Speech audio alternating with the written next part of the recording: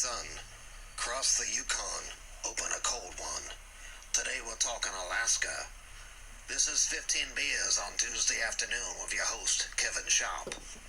One guy who's hip to the 49th state is my buddy Tom Waits. I checked my mailbox and I found this tape.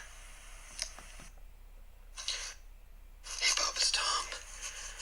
So I did some checking on our neighbors to the north and I found some information. Barrow, Alaska is the northernmost city in the United States. Every year, when the sun sets on November 18th, it does not rise again for 65 days. However, in the summer, they enjoy over 80 days of uninterrupted daylight.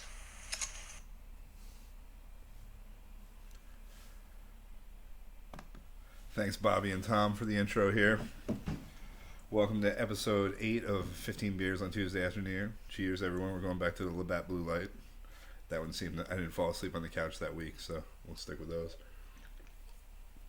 I just got in the mail today this Audio-Technica condenser mic, so we're trying that out. We'll see if this cures the audio problems that we've been having the past few weeks. I think the one problem that seems so far, I got the headphones on early to see, how it's going. I think that when we get some big ass rumbling trucks outside, it's kind of hot, so it's going to pick up a grrr, Who knows? It's a work in progress, excuse me.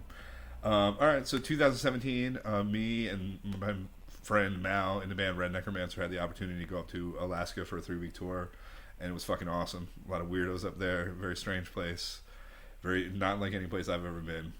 So today we're talking with people from Alaska. And we're going to start off with my friend Dawn, who went up the year before me in 2016 as a burlesque dancer. I think she is in North Carolina now, maybe South Carolina now. We'll see, and we'll give her a call right now.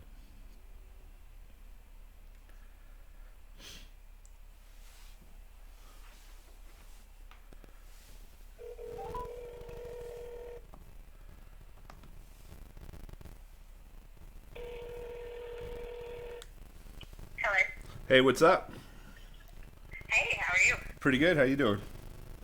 I'm doing real good. I'm happy to be talking to you. I feel like it's been forever. It has been a long time. When was the last time you guys were up here?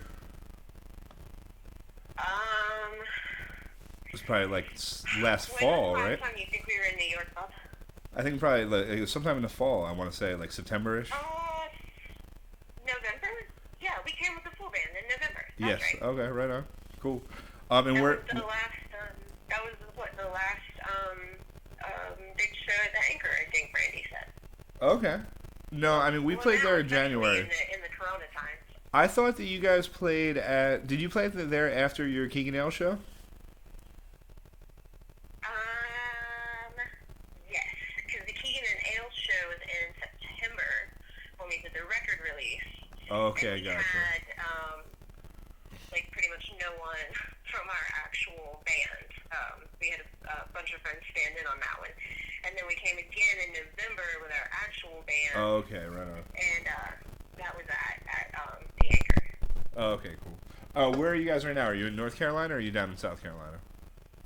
We're in South Carolina right now in our little house that we've been working on for a couple of years. Nice. And that's probably, I mean, this is not a good time for anyone, but it's probably nice to have some time to get some stuff done, right?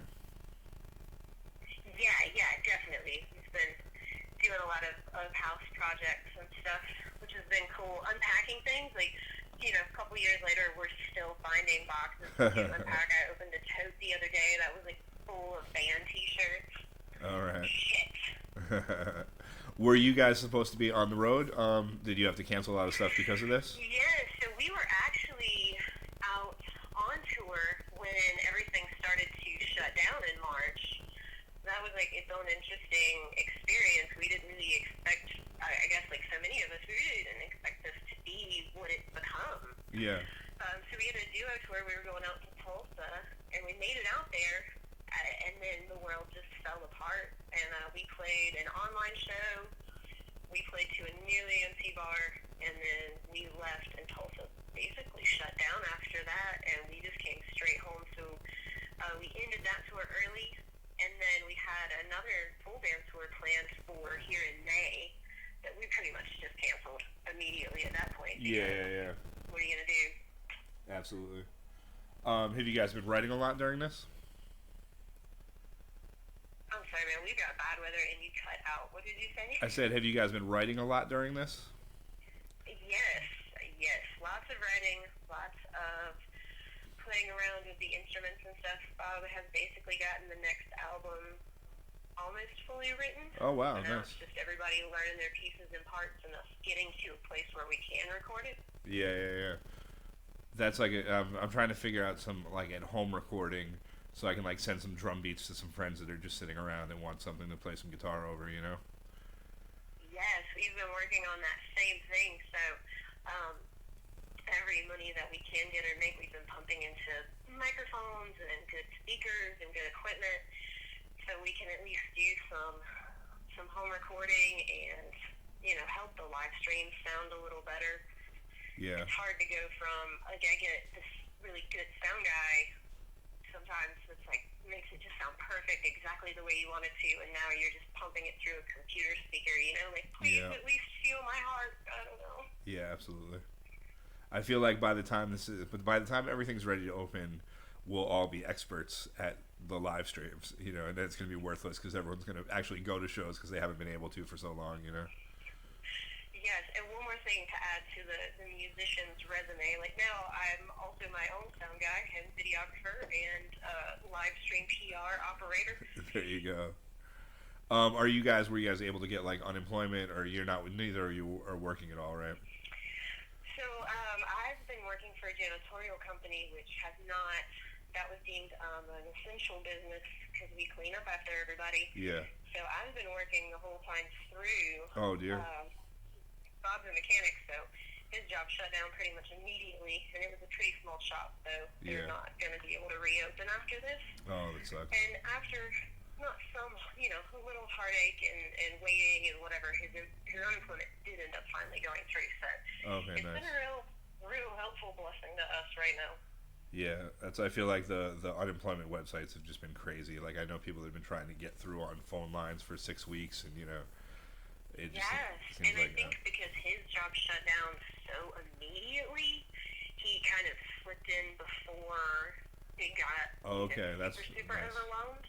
But I know here in South Carolina, they said they had like a 200 or 300% increase in people applying for benefits like overnight, and it Yeah, just overwhelmed absolutely. the system and shut it down. Yeah, that's crazy. Crazy business.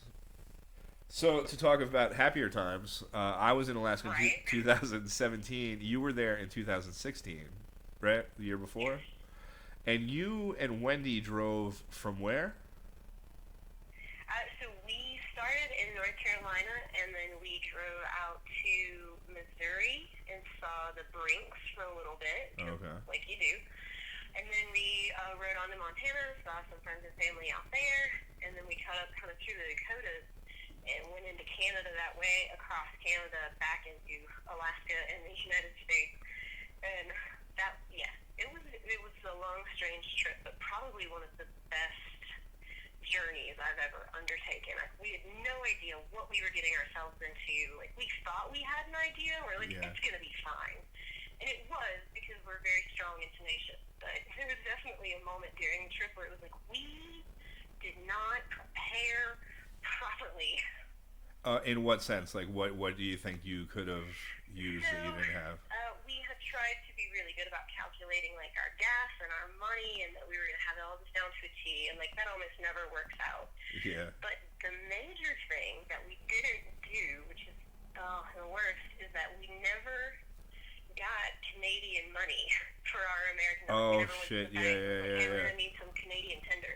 So we just show up in Canada with all this American money, which they will accept, but you get, Canadian money back and the exchange rate applies. So you're really kind of losing money. Yeah. Also, we got there, and we were like, yeah, okay, well, if we're going to sleep in the car for this whole trip, like, we're going to need a little beer or whatever. So we swing into, like, a, ABC store, whatever it is, and pick up a case of Miller Lite or whatever, like we would normally do. We go to pay, and it's super, super expensive. We're like, what the hell? Anyway, we bought it. We get back in the car, and it was like, oh my god, this is like an American beer, and we're not in America anymore. So it's not a domestic here. It's not like cheap, Oh, whatever. And then also the tax is a little more up there. So we oh, really kind fuck. of screwed ourselves. And you're in that part of the country. You're not passing a lot of like banks where you can actually exchange stuff, or you're kind of in a rural area, right? Yeah, exactly. And so we got to the part in the trip where you actually get to depart onto the Alaskan highway, and it's just this road that you're going to follow straight from where you are in Canada And into Alaska. where does that start? And, huh? Where does that start? Oh, man, I wish that I had a good enough memory to tell you that. Okay. I do remember that as we were getting onto that, it was a small town there, but it had a great big sign that we took pictures of, and it's like, this way, Alaska Highway. It's big, it's deep, and it looks like Las Vegas. It's great. Nice. So we found a little alcohol store like right after that, and we basically barged in on this lady, and we were like, look, we don't know what the Canadian beer to buy is. We are sleeping like in our car on this trip. We need to be able to like get to sleep. Like what can we buy with our money? It's like the most alcohol content or what have you. And the lady said, oh, well, you need liquor then, obviously, but Whitney doesn't drink liquor. So we were like, no, we have to do beer. And she ended up doing this very odd trade with us where she collected American pennies. Oh, that's fucking So weird. she traded us every American penny that we had for like $1. It was like an insane exchange that she did for us. And we were like, here, take all these pennies, don't matter to me. And then she was, well, what are you guys doing? And we said, well, we're less reformers. We're on our way to Alaska to do this tour with some bands and stuff. And she said, oh, I love burlesque. You're going to be famous. Let's take pictures together. So she took like some selfies with us. Nice. And we left with the worst beer I've ever had in my life, but it was definitely strong. She did us right there. Did you remember what it was? God, no. I remember it was in a black can, and it was like 6 or 7%. I remember drinking Labatt Wildcat, like in the one time I went up to like Toronto, and then they have Labatt Wildcat Forte, which is the Labatt Wildcat Strong. It's the 8% or 9% Labatt Wildcat. Oh, yeah, maybe it was 8%. Maybe that's what it was. I just remember it was in a black can. I'm drinking Labatt Blue Light today, so we're keeping the Canadian beer theme. We got Matt Bronco says hello, and Bobby Black says hey Dawn, and so does Lara. So they're with us here in spirit or in viewing. You still there? Yeah, hey, sorry. It was like cutting out a bit. We were having a ton of rain down here, and I think Oh, I don't really? know if that's the real thing, but I think it's messing with my signal. Did you hear me that Bobby Black and Matt Bronco say hello, and Lara as well? They're all on the live stream here. Hey. So what? Like, there's certain parts of the map. I've always been fascinated with like northern Canada, like the Hudson Bay. Like, what are those fucking little towns like? And like the Northwest Territory, which you had to drive through to get to where you were. Like, what is it? What is it like? And it's a very interesting. I've always wanted to see that area. I mean, I think it was a great trip to take because, like, it is insanely beautiful out there as you would kind of expect it to be. But I guess being from, especially being from the East Coast in America and stuff, and it's like every exit you can take off of the interstate has like a Pilot and a McDonald's and everything.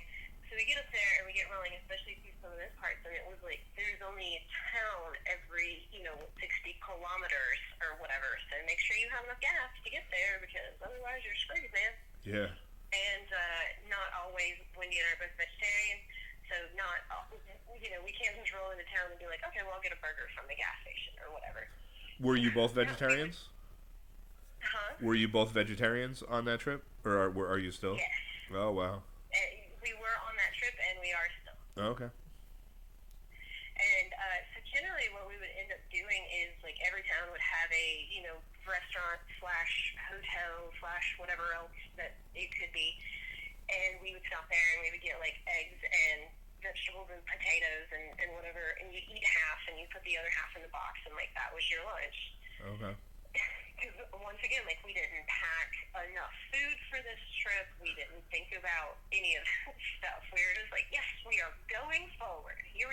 So where were you? Where were you? We Where was your? thought we had planned well. Say it again. Sorry. Where was your first stop in Alaska? Like, where was your destination? The Marlin, and I'm trying to Oh, remember. that's in where- Fairbanks. Yeah. Yeah. So we drove in to Fairbanks that night, and actually my car had started acting up right as we crossed back into Alaska. So the battery was going out on it. It needed a new battery. But when you come in, there's not really, like, we stopped at a little bed and breakfast right across the line, and they were like, we don't have alcohol, we don't have car parts, like, we can't, I'm sorry.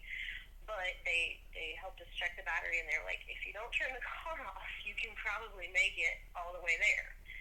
If not, you can stop in, I think it was Talk, on the way, that you're going to pay extra because it's a small town and whatever. So we basically, like, got the car jumped, we put gas in it, we got the car jumped, and we drove from the line to Fairbanks without stopping. Wow. And it was just like, wow, okay, so we cruised in and we slept in the advanced auto parking lot so we could wake up and buy a battery the next day. Wow. Were you driving your Element? Yes. Wow. That car has seen some fucking shit, huh? Yeah, that car is a warrior. What was the border crossing like? Going from America into Canada, we got searched, which was fun because the whole car is packed to the brim with, like, we had small bags of clothes, but then everything else is costumes and props and, like, just all this stuff. And they just kind of looked around and looked at us, and they were like, yeah, she's never been to Canada, we're going to search this. And it was like, oh, Wow. God. But I just remember the full story goes that we were going towards the border, and we noticed a sign that was like, 10 miles, and then suddenly we kind of realized that we still had weed in the car. Oh, shit. It was like, oh, no, too close, we have to turn around. So we go back up to the gas station, we ditch everything out of the car, and then we're like, all right, we're good, we're feeling good, everything's fine, let's go through. And they must have just smelled the fear on us, because they're like, yeah, we're searching this Oh, for shit. sure. Yeah. So they pulled us out, they went through everything, and then they were super pleasant. You better have a nice day, goodbye. Didn't find anything, so we cruised on. But going from Canada into the U.S., they were just kind of like, oh, well, that's a long trip. Here you go, okay, goodbye. And so we went on through. After we did the tour, and then Sam Bones joined us, and we were all driving back into the States. Like, we just had a really long trip, so that crossing in Vancouver was just about, like, we were all so tired and drained and out of it. And we'd gone the wrong way on the interstate, so we had to turn back around, and it was like, we're so close to America, and I just want to be home right now. Like, sorry, Canada, I don't want to be here anymore. Oh, man. We pulled up to that border crossing, and the guy kind of looked at, like, what our last stamp was versus now, and, like, how we all kind of looked, and was like, okay, welcome to America. Here you go. And it was like, please don't mess with me. I'll cry right now. We're gone. Jesus Christ. So the drive, how would you compare the drive back? I mean, you're obviously a lot more worn out and a lot more tired, but you did you know what you were getting into on the way back for the drive? Was that, like, a little easier that way? We definitely, well, I'll say I think we thought we had a good handle on what we were going to encounter on the drive back. So we came a different route. And when we went in, we went, all the way across BC and Yukon and then into Alaska. This time we, like, dropped down and just went into Vancouver and then came out in Washington State. And, but it just, there was this one part that we had been driving for a long time, and there were 3 of us in the car, so we were just switching off drivers and letting people sleep in the back, right? But it was nighttime, and we were going down the twistiest road mountain thing I have ever encountered in my entire life, and we start running out of gas. Oh, Jesus. There's no signal, everything, and I was like, Wendy was driving, Sam was in the front seat, and I was supposed to be sleeping in the back, and I, like, forced myself to fall asleep because I could not deal with, like, how stressful the situation was. Wow. And then we stopped in this little town. This was a little bit before that, I guess. and ended up having like an altercation with a gentleman in a bar who tried to grab Sam Oh, and like Jesus. thought we were gonna get followed and murdered, but we ended up at the strip club instead. All right. So all in all, like more exciting in a different way on the return trip. Yeah, The yeah, trip yeah. there was just like, oh, this is beautiful. Are we gonna die out here? I don't know. We're gonna keep going. The trip back was like fueled intensity. So you went in and you went. Your first show was at the Marlin. That Hmm. that's a much different experience for us. We flew into Anchorage, and Anchorage is like the weirdest place in Alaska because it's kind of almost normal. You know, it's like it, It's almost normal. exactly, Almost. yeah. So that must be a different experience. You get to see the backwoods before, and where'd you go from there? Like, how or what do you think of Fairbanks? We liked Fairbanks, so we got there and we were still pretty out of it at that point.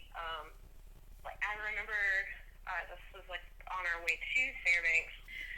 We were driving in, and the like I can't remember if the sun was coming up or going down, but there was like another mirror image of it in the sky, and we were like, okay, we've been awake so long that we're actually kind of tripping right now. What's Yeah. happening?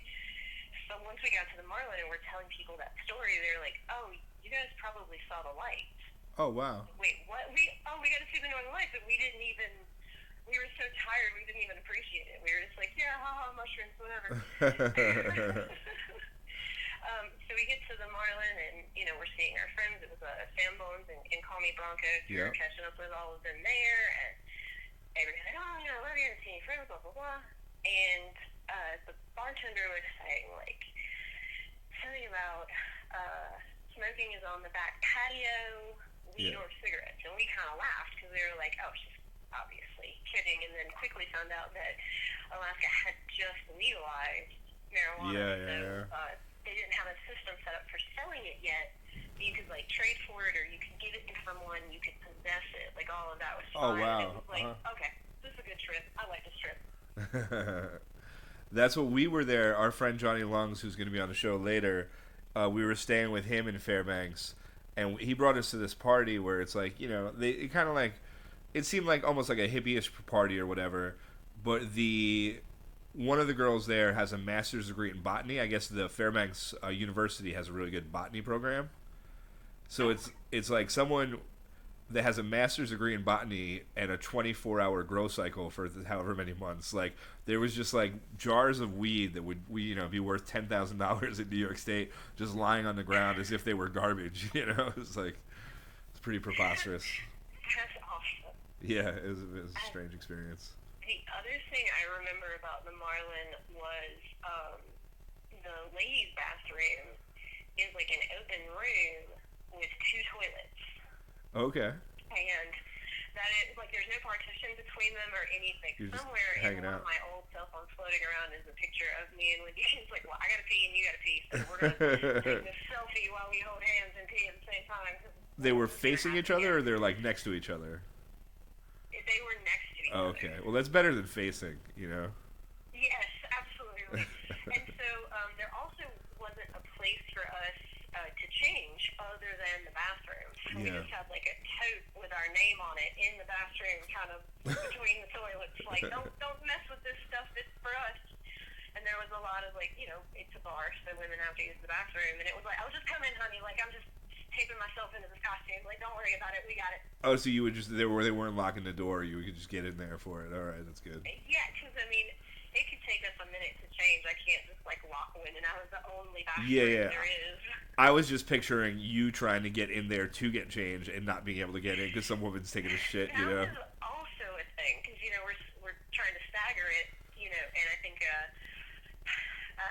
So like one of you is Bronco was playing a solo set, and so we had a lot of stuff going on, and we were trying to go in between each one. So it was like, I gotta get in there, please. yeah, Jesus. So where'd you go from there? Like how long? What month did you go up there? You went earlier in the year than us, I believe, right? You were like Yeah, we went it was like May into June is when we were there. So it was like kind of their summer or warmer months. It was still, I mean, to me from the south, it was still kind of chilly, but it was their warmer months. So the Yeah. sun was up most of the time. yeah, like what time was the sun going down while you were there in like June? back from a show at Coots towards the end of the tour, and it looked like the sun was setting, and we were like, it seems so early, but it was really like 3:00 in the morning or something. Did you say Coots? Yes. That's in Anchorage, right? Yeah. Okay, we didn't play there, but the woman a friend of mine who's been on the show, Pete Robertson, he's a sound man for like Dropkick Murphys, and he knows the woman Sarah that like does the booking there, runs that place. So we hung out with her, but we didn't have a show at Coots while we were there. I hear that place is pretty wild. We ended up having a really fun time there. We had a day off in Anchorage previous to the show. So me and Wendy and Sam from Call Me Bronco were like, well, we're going to go up to Coots and like just see what it's about. And like played pinball and hung out and had some beers, and it was like, all right, this is going to be pretty cool. And the room they had us set up in, at first, it was cool because it had like a stage area and there was like a backstage that had curtains and stuff. But it was right where people were coming in the front door, so they kept closing this big curtain over top of it, and it was like, no, keep that open, because if you want me to drag people into this room, I need them to see what's happening in here. Like, we have boobs and music in here. Like, you want to come this way, friends. And it ended up being a really, really fun show. Nice. And you said this picture that I'm using on screen right now, you said was from a place in Homer? Yeah, Alice's Champagne Palace. Okay. Which we didn't know much about before we got there. We just gotten it, on the list of where we were going.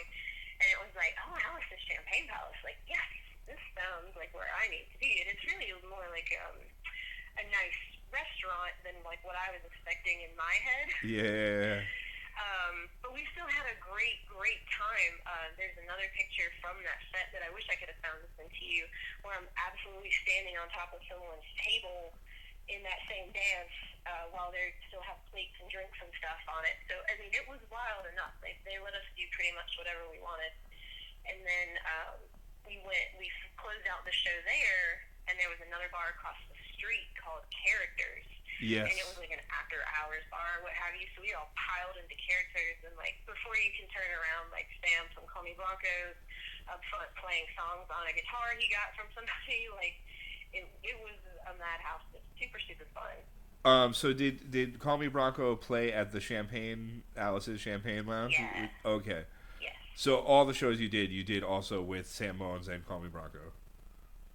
Yes, we did Sam Bones and Call Me Bronco. They did a house show in Wasilla. I hope I'm saying that right. Okay, yeah. That we ended up not doing because we needed like a day and a shower, and it was raining, and there's just only so many scenarios you can make burlesque look good in, and that was not going to be one I of can them. imagine. That's what the one thing with Alaska is there weren't. You figure a wide open space like that. I guess we could have camped, but we didn't have a lot of houses to stay in. We did in Anchorage and Fairbanks, but everywhere else it was like kind of sleeping in the rental car. So the showering, the showering was very few and far between, which for me is not that big of a deal, but I imagine for a burlesque dancer it's a whole different animal, Yeah, we have tried to save up to make sure we got some hotel rooms, because that's a lot of glue to get off of nipples and glitter in places that you don't want to carry it for days at a time. And that's quite Homer was interesting. That we were there in August, and that was like the first. We started in Anchorage, and then we kind of went down to Homer. It was our second show, and then over to Seward. And early August, it was like getting dark at midnight. So we'd start these shows, and I think our deal was we were supposed to play from 10 till 2. And usually 10 o'clock, there's nobody there, so we would start at 11. So we'd play 11 till 2. And it'd be okay, but not great. But like at both Homer and Seward, 4 o'clock, the bar is packed. So we'd end up doing another acoustic set then. Like mostly for liquor. And then the lights coming up, and everyone wants to go drink like out, by the shore or whatever in the morning. It's like... hard living, as far as like just not knowing what fucking time it is, or having no sense of like you start your set at 10 o'clock or 11 o'clock p.m. and it's still light out. Then Absolutely. You're in the bar for pretty much all the darkness, and then you're loading out till in the daylight again. It's fucking weird. And we, Wendy and I spent spent a lot of time going out to, because, during the day and stuff, it was like, I want to see what there is to see in between shows. Like, I'll find something to do that doesn't cost me money. I can't be in Alaska and not explore. Absolutely, Like, yeah. I cannot do that. So a lot of that was the other plus about bringing our own vehicle is like we're early-ish risers and we need coffee as soon as we're awake. So it was like we would wake up, we would roll up our stuff, we would put it in the car, and we would go find coffee. And so that led us into a lot of like our own adventures. Nice. I feel like there was a bigger point behind telling you that, but I can't remember what it is right now. There's a lot of like those drive-through coffee places in Alaska as well. I guess it was light out all day. Maybe you just drink more coffee. I don't know. So what was your favorite spot? Like, or some of your favorite spots? The show at Alice's Champagne Palace in Homer. That one was really, really good. We played a place called Brown Bear Saloon that's in Brown Bear, Alaska. Love that place. It was just like Yes. right next to the water, and they had like a rooftop kind of lifted up patio type situation that you could just like look out over the super, super blue water. And they were the nicest, funnest people. Like, I feel like a lot of the shows we did, and I don't remember walking away from any of those shows being like, well, that was awful. Like, it was just always this good time. We played like a DIY anarchist space somewhere that we played. And that was super fun. Where was that? Like, That's interesting. It was cool because they wanted so hard to be respectful of the fact that, we're doing burlesque and we're half naked and stuff, so they wanted to appreciate the art and also be respectful at the same time, and it was like one of the coolest moments, I guess. I don't know, just the way they handled it. Not really, I think, knowing what they were getting themselves into. Yeah, right on. I mean, that's an interesting thing. Like burlesque in Alaska, I think makes it a lot different than like our experience just playing music. I don't know. I'm sure there's sometimes where we're a much bigger draw, and then there's sometimes where it's kind of like a weird thing during a rock show. I remember specifically at the show at Brown Bear, they had booked it, and they were super sweet, and they weren't really sure what to expect from burlesque. And so at the beginning of it, they were kind of jealous, like, oh, you guys are so sweet. If you have a day off, like we have what is it, Allegiance thing here, and you guys could go perform to them. And we were like, wait till afterwards. Like, you might change your mind. And then afterwards, they were like, okay, that was not what I expected it to be, but it was awesome. And they bought all of our merch, and they put all of us up to sleep, and like they were the nicest people. Nice. Yeah, the Brown Bear is great. There's a place, I forget what the fuck it's called, right next to there, where it's like a liquor store. Oh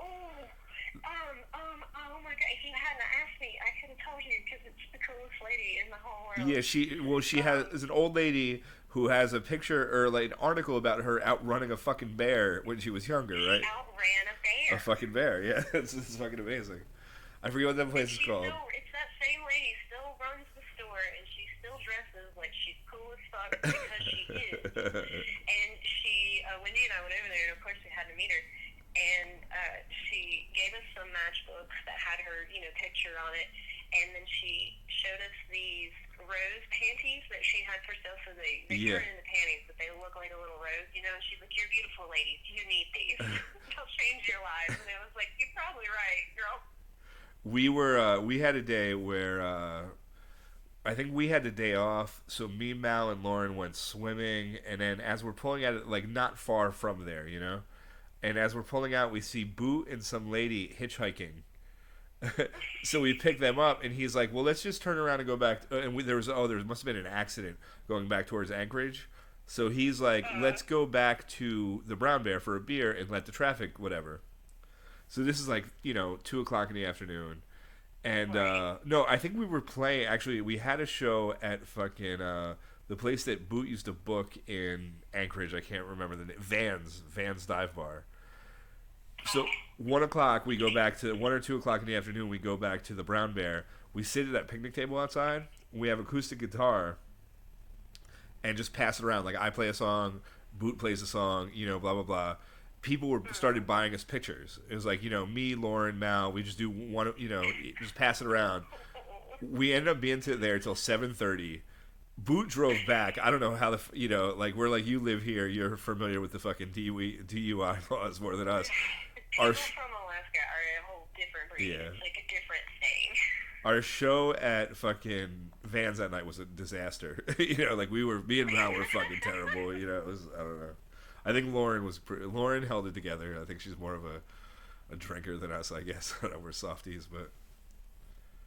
Yeah, Anchorage. The other reason that I think Anchorage is super fun was because we got to stay at Boots' Mama's house, Mama Yes. Sue, Yep. and easily the coolest and most favorite person that I've met on tour, maybe to date, but absolutely on that tour. Like, we would wake up early and have coffee with her, and she was just the nicest, coolest lady.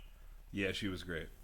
It was weird because we were there kind of the same time as Days and Days, so they were also staying there. They borrowed her RV from Boot and didn't check the oil or whatever, and like just fucking left it on the side of the road somewhere. I don't know. It was like a whole. Yeah, it was. They were not so. Well, and then they came back to do whippets and drink beers in the fucking RV, where she just like left. They left all the whippets on the floor. It was bad. I don't know. A lot of times in a touring, there are times during touring where I feel like I should be think that I'm too old for this, but I never really do. I walked into this RV and this train kid from Days and Days is handing me a whippet, and I'm just like, no, I am definitely too fucking old for this. I don't know. I mean, yeah, you just end up in these situations on tour where it's just like, well, fuck it, I guess. Here we are. Yeah, usually I'm down for whatever, but this, I don't know, that just seemed too, jumping the shark. I don't know. Wendy says... Touring will definitely give you more stories than just about anything else, I think. Wendy brought up the Fairbanks hand-holding bathroom story in the chat here, a little Facebook Live chat. She said, what now? She said, in Fairbanks, the bathroom with the hand-holding toilets. Ha, ha, ha, ha. Yeah, the hand-holding toilets. She knows. Did you guys... This picture's going to come back to fucking haunt us, but we're doing this. Did you guys go to McCarthy? Did we go to the what now? McCarthy? It's like way the fuck... I don't think so. Okay, I think you would remember. It's like way the fuck out in the middle of nowhere. It's like you have to drive 60 miles down a dirt road to get there, and then you get to a bridge, and you have to walk your equipment across the bridge and then call them to come pick you up. Okay, so that's not a thing that me and Wendy, like, we would have pulled up into that and been like, oh, hell no, we're getting a hotel room, I'll see y'all later. And they actually did give us a nice cabin. It was one of the places where we did have a nice place to stay. But it was the middle of fucking nowhere, and we're like, how's this going to be? Ended up being our last show, and it was probably our best. Like, the people there are fucking crazy. I don't know, it was a weird... But I was wondering if you had a good McCarthy story, but you guys didn't go there. I have at least 1,000 other Alaska stories, but not about that. What about, do you go to Seward? It's like not far from Homer. There's like it's a big cruise ship area. I don't think so. I think that someone else because we had a day that we had a day off and everybody kind of split up, and I think that what it was that Sam from Call Me Bronco had a old teacher or something that lived in Seward, so they were going to go see them for the day. Okay. But that was like also a long drive from where we were going to do the next show, so Wendy and I were like, we're just going to pool our money together, and I think we stayed in Anchorage, and that was the day that we went. Like, we went to Pioneer Bar and hung out there all day, and then we went to this other bar, like Einstein Bar, I think, and we did all this like drunk gift shopping for our friends. Nice. In the shops, and took a ton of photos, like, because we were like, oh, we're gonna end up sleeping in the car anyway. Like, who cares? Yeah. Yeah. Wendy says you did go to the Pioneer that day, and you played Boots Trapper Creek Bluegrass Fest. Yes, that was a great show too. That was the Call Me Bronco Conga line. Like, these hippie kids starting a conga line to call me Blanco. And That's- it was like, this is the best day I've ever had. I remember seeing you guys posting pictures, and I'm familiar with Call Me Bronco. I'm still, I don't know any of them super well, except for Matt. But I was like, Call Me Bronco playing a bluegrass fest? What the fuck is going on up here? I don't know. But then I met Boot, and now I understand. It makes a lot more sense. It was such a great time out there because everyone that was there pretty much was pitching in one way or the other, and it kind of helped it become everybody's festival. You know what I mean? And Yeah. so everybody was so kind and understanding with everybody. I don't think we ended up staying the whole time. I think we performed and then we drove a little ways and got a room because that was one of those days that it's like, okay, we already changed like outside behind a very generously hung up curtain and stuff like that. Like everybody that we were interacting with there, as far as like stage crew and whatever, was Yeah. like, what can we do to make this experience like what you need it to be? Nice. I think the guy's like, oh, Kevin, that's right, because he did photos for us too. Like, burlesque that also goes with bands sometimes has a hard time with because equipment changeovers. You know what I Yeah. mean? And if people are sharing a kit, which happens often, it's like, well, we don't want to break down this whole drum set. And it's like, well, Yeah. you're ruining my aesthetic, man. But we work it out, and Kevin was like, that's fine. These are all different bands. Like, I can move whatever, and if it needs to go back on stage, I'll put it back. Like, I'm not worried about it. Oh, that was great. Like, okay, Nice. we're friends, bro. We're bros. And so we got to do like a game, and everybody was big on participating. We named Miss Glitter Bomb Burlesque 2016 the winner of our game. Nice. It was like the first and only time that's ever happened, so that was real fun. But yeah, we had a lot of bugs and dirt and glitter and all kinds of spots, so we driving for a while to get in a little hotel room. Nice. I remember seeing pictures of that, and it was like funny, like not funny, but interesting to see burlesque in the daylight. Like it's not like a common thing. Like I remember seeing pictures of Wendy and just being like, that looks great, but it's just kind of shocking in a weird way. Like where you don't generally see those kind of pictures. Like, And I think that's why we were like, well, we have to go with the Slim Cessna one, even though you would want that to be like kind of dark and what have you. It's like this is going to show up super well out here, and I feel like all of these people are going to be like, yes, and they absolutely were. Like a great reception to it. Even if there were people that weren't really sure what was happening, they were there to support art and be a part of it. Yeah. And they were like, yep, we're here for this. Awesome. That's great. Yeah, Alaska's fun. Did you do any shows in Denali? Where like the No, I national don't park think- is? We were only there for about a week, maybe even like 5 or 6 days. Oh wow. Yeah, it was a quick one. Because like Fairbanks to Homer, I'm pretty sure that's like New York to almost Jacksonville. It's far. That's a hike. I don't know about that, but I mean, we had already driven from North Carolina, so at Yeah, that so point it's it was small like, to okay, you. whatever. I'm pretty sure that Fairbanks to just Anchorage is an 8-hour drive on its own. Oh yeah, I think you're actually right on Yeah, that. it's a hike. So what's up with you and Bobo now? What was your next thing that you're doing? So we've, like I said, we've been getting all this recording equipment, so we're hoping that here in the next little bit we'll be able to get like maybe a single together that we can put out there for people. And in this ever-day changing world of coronavirus, we're just trying to figure out what we can pull off that's entertaining for people, that we can safely and consciously do. Yeah. So we've got a live stream coming up on June 12th with us and bands from Montana and here in South Carolina, North Carolina artists, Massachusetts, Boston artists. It's on Slowly Dying Radio on Instagram. We'll all be Okay. streaming directly from their page. Nice. And hopefully, I think I saw a post that Heavy Rebel is doing Alive, a yeah. more online presence this Yeah. year, so we'll still be able to do that. And we're just going to keep trying to make art and music in these times and get it out there to people that might appreciate it. Sounds good, man. Yeah. Yeah, man. That's all you can It's do. good to like hang out and talk with you. It was a lot of fun. I miss you. All right, man. Well, I'm going to let you go. I'm going to we'll get Justin Boot on the phone here. But yeah, thank you so much. Thank you, man. Hey, All right. Boo. All right, love you, Kevin. Love you, Dawn. Later. Bye. All right.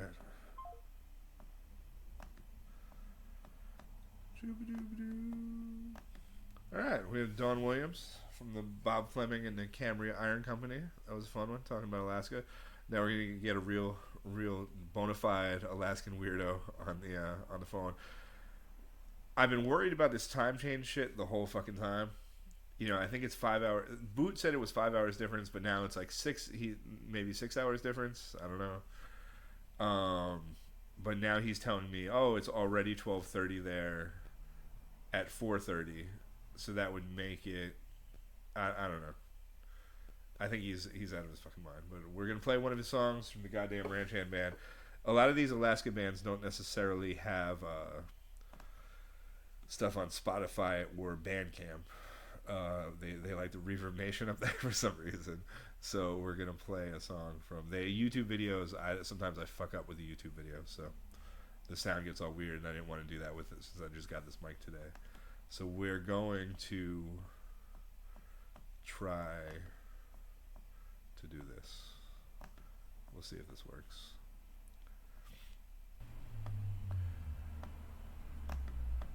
Alright, that was All My Problems Are So Small by Justin Boot. We'll see. We'll see if this wily fucker's around. Cheers. Alright. Let's get at her here.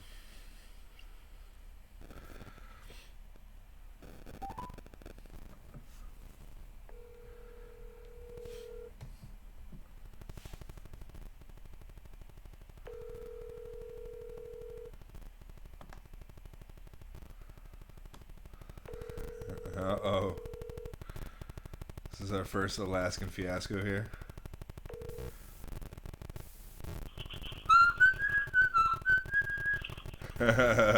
You had me. Please record your message. Oh no! Finished recording. You may hang up or press 1 for more options. This motherfucker. I swear to God. I heard the whistle. I thought we had him. This might be a...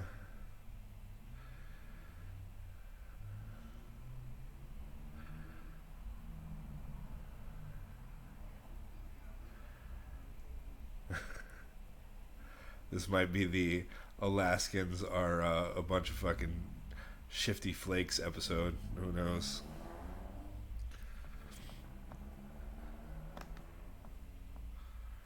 Let's see if we get a boot. What are you talking about?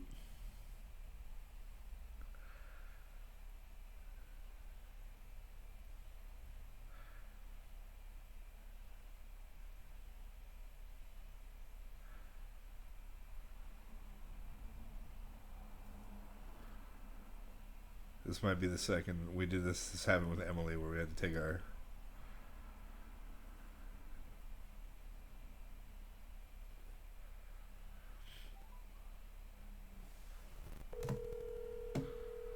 We'll see. We'll try Johnny Lungs. Maybe we'll switch it. We'll flip the scripts.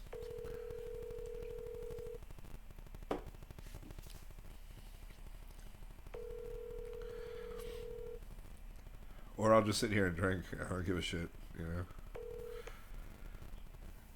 I'm sorry, but the person you called has a voicemail box that has not been set up yet.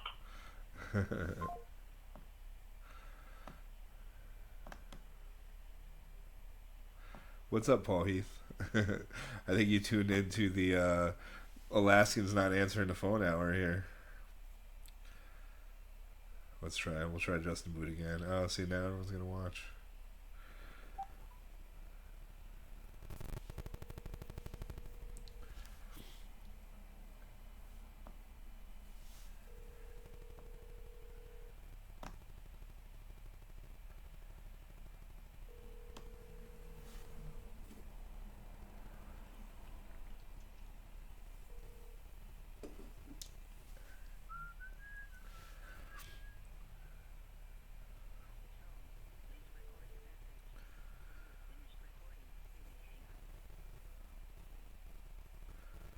What's up, bud?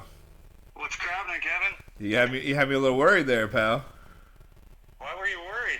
I don't know, because I'm calling you and you weren't answering. Oh, I just now heard it ring. I don't know. I was running chainsaw and stuff though too. So I got you. How you living, bud? very good. I'm up in Fairbanks right now, leveling Chadwick's house. Okay. Yeah. Where you're living down in Anchorage right now? No. Trapper Creek mostly. Between Trapper Creek and Anchorage, I like go take care of my mama like every 10 days or so. And you have a living place out in Trapper Creek? Yeah, I live on a bus, man. Okay, right on. For real. Cool, man. So how are things in Alaska? The sun's shining, mosquitoes are biting. Yeah. Has this not really affected you guys as much as it's affected a lot of other places? Well, it hasn't affected me much because I don't got a job anyway. So I mean, don't talk to nobody. So you kind of have a bunch of jobs, don't you? yeah, like delivering firewood and whatnot. I don't have like a regular job or nothing. Yeah, something that's affected by this. Yeah, but no, that's it. That's like the whole service industry is down. A lot of my friends are unemployed and sweating it. And So broke before, so I'm good at it. is that how it is? It's like, bars and restaurants and stuff are shut down completely there? Yeah, they just reopened like 25% capacity, Okay. which is a little early. But Alaska got ahead of the curve. We had like 30 active cases the other day. It's probably less now. Okay, so yeah, it's just you're shutting it down before it starts, really. Yeah, we weren't like because the first plane from Wuhan came through here, and we got serious about it, and like they made like a positive or a negative pressure chamber in the tent inside the north terminal, and everyone wore PPE and helped them out some on their way. But they got to California, and like nobody's wearing PPE, and Yeah. infectious disease, Yeah. and then we're in denial for like a month. So yeah, absolutely. But yeah, we started early and got on top of it early. But also, like, hardly anybody comes here, so we had a better chance anyway. Well, you were gonna have the Trapper Creek Blue. You got a radio going on there or something? Yeah, no, it's not happening. It should be next weekend, but nope. Okay. Next year. Was that a big deal for you? Like, did you know right off the bat as soon as this happened it was gonna? When did you cancel? Well, thankfully, I was kind of late getting all my advertising and stuff out, so, like, right as I was about to drop the tickets, like, this got serious, and so I just canceled and Okay. lined up with a bunch of tickets I had to refund or nothing. Who was supposed to? So, yeah, procrastination paid off this time around. Who was supposed to be up there this year? Say that again? Who were you supposed to have playing? Let's see, Dwayne Mark was playing. I think he's from your neck of the woods. He's from Texas. Great Train Rabbit Killer, Manis Brothers, I don't know, all the bands of Alaska, Shoot Bangs, Yep. Wolves, Jeffries.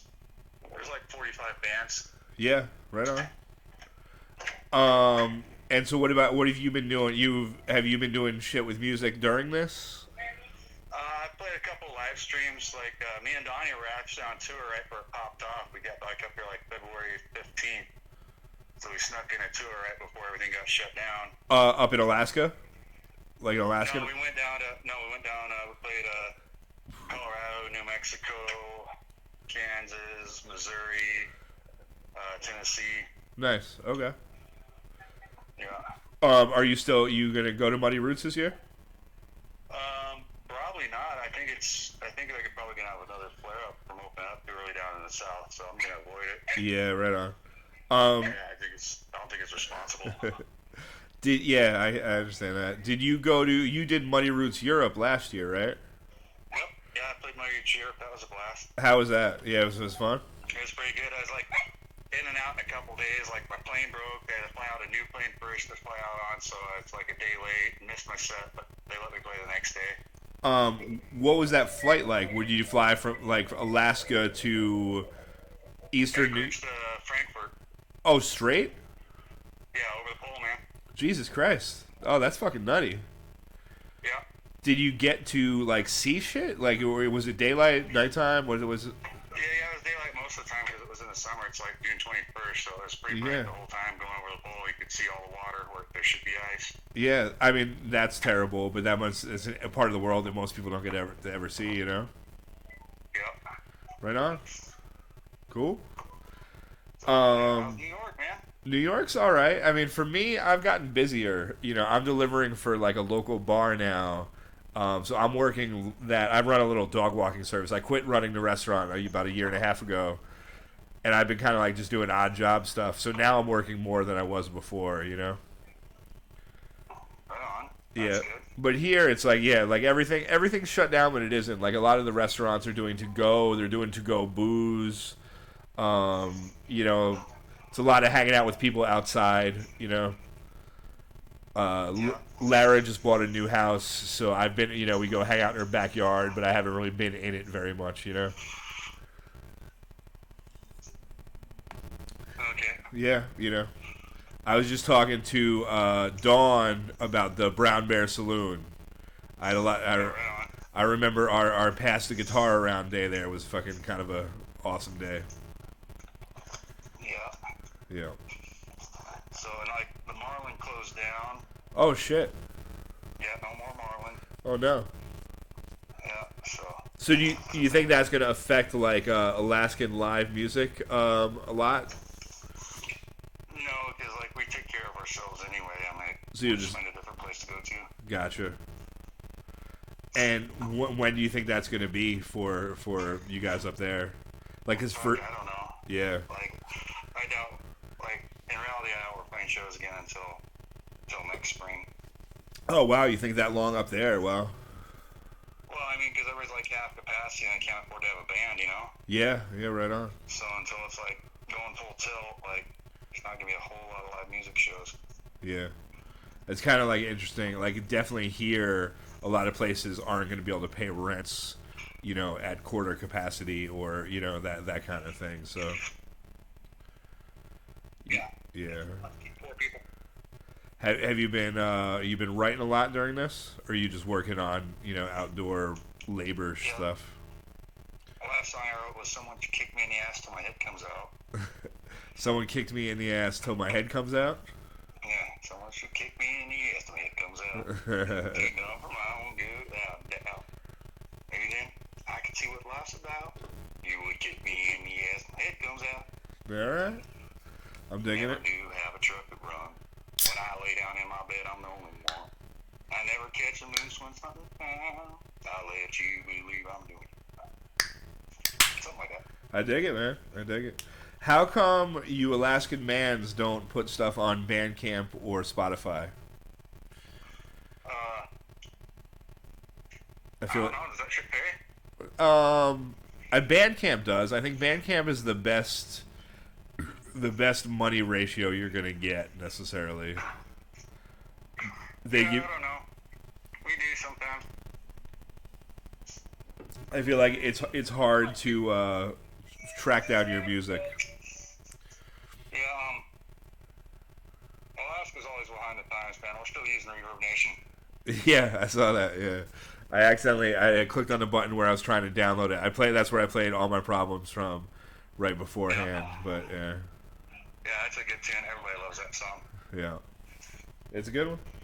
I mean, I like a lot of your songs. You know, I Thank you. crush it. So what kind of labor stuff you doing up there? You doing a lot of firewood? Right now, we're leveling my buddy Chadwick's cabin. It's they set it on pilings, but the pilings were like 6 inches of ground, if that. Okay. And it's kind of on a slope, so it was tilting downhill. And a couple of years ago, I came and replaced some cribbing and cribbed it up so it stopped, but it really didn't. And it was pretty precarious. It looked like it was gonna fall over, so we're getting under there, jacking it up, re-cribbing it, setting it, leveling it. Yeah, right on. Pretty good time. Yeah, cool. Any moose hunting this year? Hopefully, I mean, I'm gonna go look for one. I'll What- catch one, I reckon. When is moose season? That's August and September. Oh, okay, so that's farther on. All right. Yeah. And what's a moose? Although all trespassers get shot on site, though. So. What does that mean? Like if you're on someone's land? Well, any trespassers, say a person or a moose was trespassing, you know. Oh shit! Yeah, Yeah, that was a joke about poaching. gotcha. I'm not a poacher, in case you're broadcasting this. No, yeah, I am, you're obviously not a Yeah, poacher. for sure. I feel like Donnie Wiggins had a funny, satirical story about a dog fighting a moose and him having to, track it down. Yeah. I was gonna have Donnie Wiggins on, but we had the times all fucked up, so he thought it was 8 o'clock at night that I wanted him on, not 11 in the morning. Yeah. What time is it there now? Right now it is 1:20. What time is it there? Where it's here, it's fucking 5:20. So Okay. the world is only What time? it's only a 4-hour difference. I guess you're East Coast, aren't you? Yeah. For I thought it was So 6. Pacific, Mountain, Central, Eastern. That's 4 hours if you ask me. Yeah, I thought it was 6 hours for some reason, and I feel like the other day when we were talking about it, we determined it was 5 hours. I thought it was 5. Huh. Because, there's Pacific, Mountain, Central, Eastern. That's 4. All Yeah, right. so it is 4 hours. There you go. And you guys are you're just Pacific time? We're Alaska. Okay. Alaska, Pacific is 1. Oh, so we're Pacific 1. to Yeah, I Mountain is got you. 2. 3. Yeah. The Central is 3. Central to Eastern is 4. Right on. And so you've gone, and Alaska's all one time zone? Yeah, actually, all the tippy Aleutians, they're also on Hawaii time. There's Alaska time, which is pretty much all of Alaska, and then the very tippy Aleutians is Aleutian Hawaiian time. Gotcha. And have you ever flown out there? Like, I know you've flown out to some of the parts I've been of... out to ADAC. I'm not sure if I crossed into the different time zone. I don't think ADAC's in a different time zone because it's kind of near the base of the Alaskan Peninsula. But And what are things like out there? it's like rocks in the middle of the most unforgiving ocean in the world. Yeah. All right. You've done some shows like out in the middle of, in places that you can't drive to in Alaska. You fly out shows. I go to Naknek every year and play the Beargrass Festival, and Naknek's out on it's Prince William, or not Prince William Sound, but Bristol Bay, where all the salmon streams dump into the last wild salmon fishery in the world. Okay. Wow. So at the fishing season, that town's like, about 10,000 people, and then Turner Wire it's about 600. Oh wow. Huh. So it's kind of like a boomtown thing, though. It's just rocking. Yeah, every year. Awesome.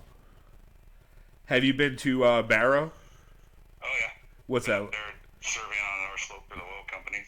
Okay, that's like it's pretty industrial town, right? Yeah. Just like, there's some villagers, but it's mostly the oil companies and whatnot. And it's like, I've only been up there in the winter, and it's like being inside a golf ball.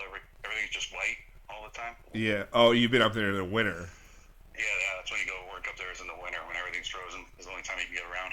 Huh. Okay. Why is that? Oh, because you're like moving on the ice, kind of. Yeah, they make ice roads and shit, move heavy equipment, and like everything's tundra, so like it's really hard to build roads on, and it melts the permafrost and they sink. So they'll just go out, they'll make a gravel pad, they'll dig down to the tundra, make a gravel pad, set a rig on, and build an ice road to that pad, and put a rig on it, and then all their pipelines they just put like these big I-beam T's that they run the pipelines on above ground, insulated pipelines to move the shit around, miles and miles of them. Okay. Huh.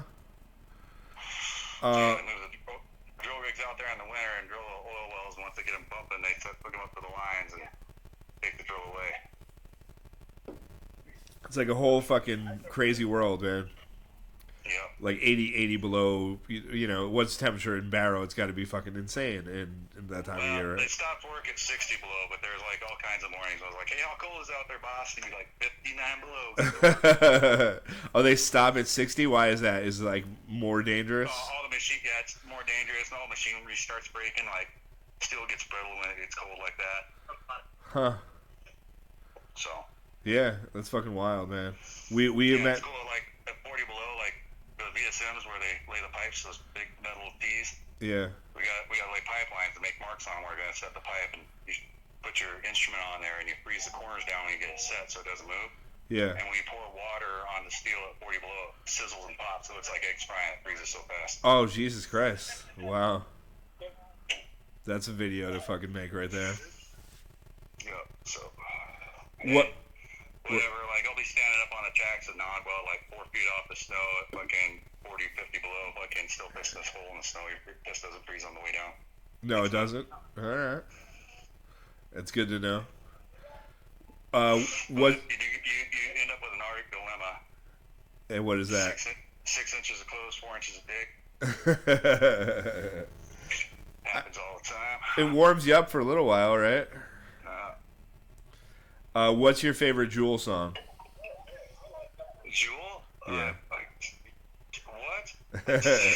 No, I'm sorry. I'm sorry. Question. I meant, what's your favorite Days and Days song? That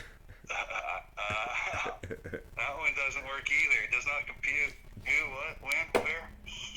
How's that Winnipeg? I'm gonna get that Wolf as a favorite song that fucking. Okay, I wrote. That's your favorite song that who wrote? Malachi, right? You're good. You're good, Justin Boot. What the fuck? I had a question. You threw me off with that. You wily engine. Yeah. I think I'm getting his name right? No, but it's even better. You know, it's fuck that. Okay. Yeah, fuck that guy. God damn it. What I about? feel like an asshole. That's the way his name wrong in front of the world. What's you got any good McCarthy stories? Everyone from Alaska's got to have a good McCarthy story, right? Last time I went out there, I went to play with out of Austin, Jeff Smith's the lead singer. Goddamn, they have a brilliant name too. Punk rock, cow punk band. Huh. Good.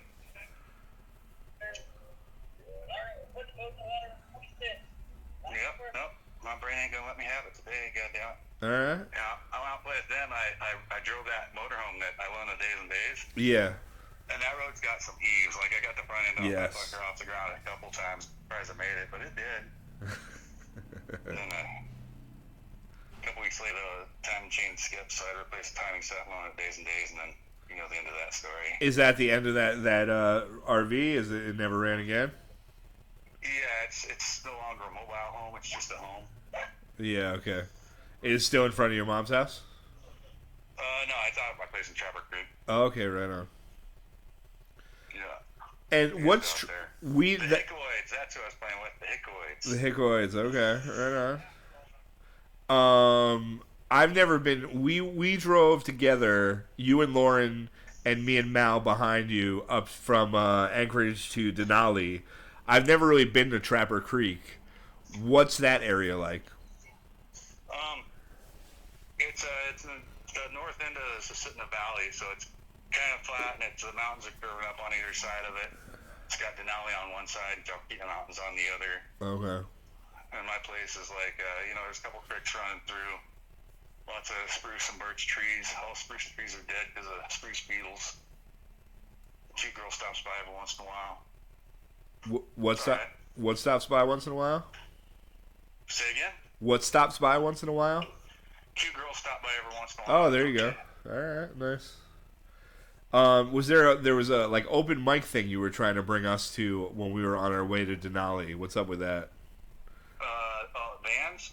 No. They fired me because they caught me with drinking beer with you in the parking lot. God damn it! All right. Well, listen. If we're gonna tell this story, I already told the brown bear story where we found you hitchhiking at 1 in the afternoon, and you convinced us to go back to the brown bear and drink beer for 7 hours. Yeah, man, that was a good time.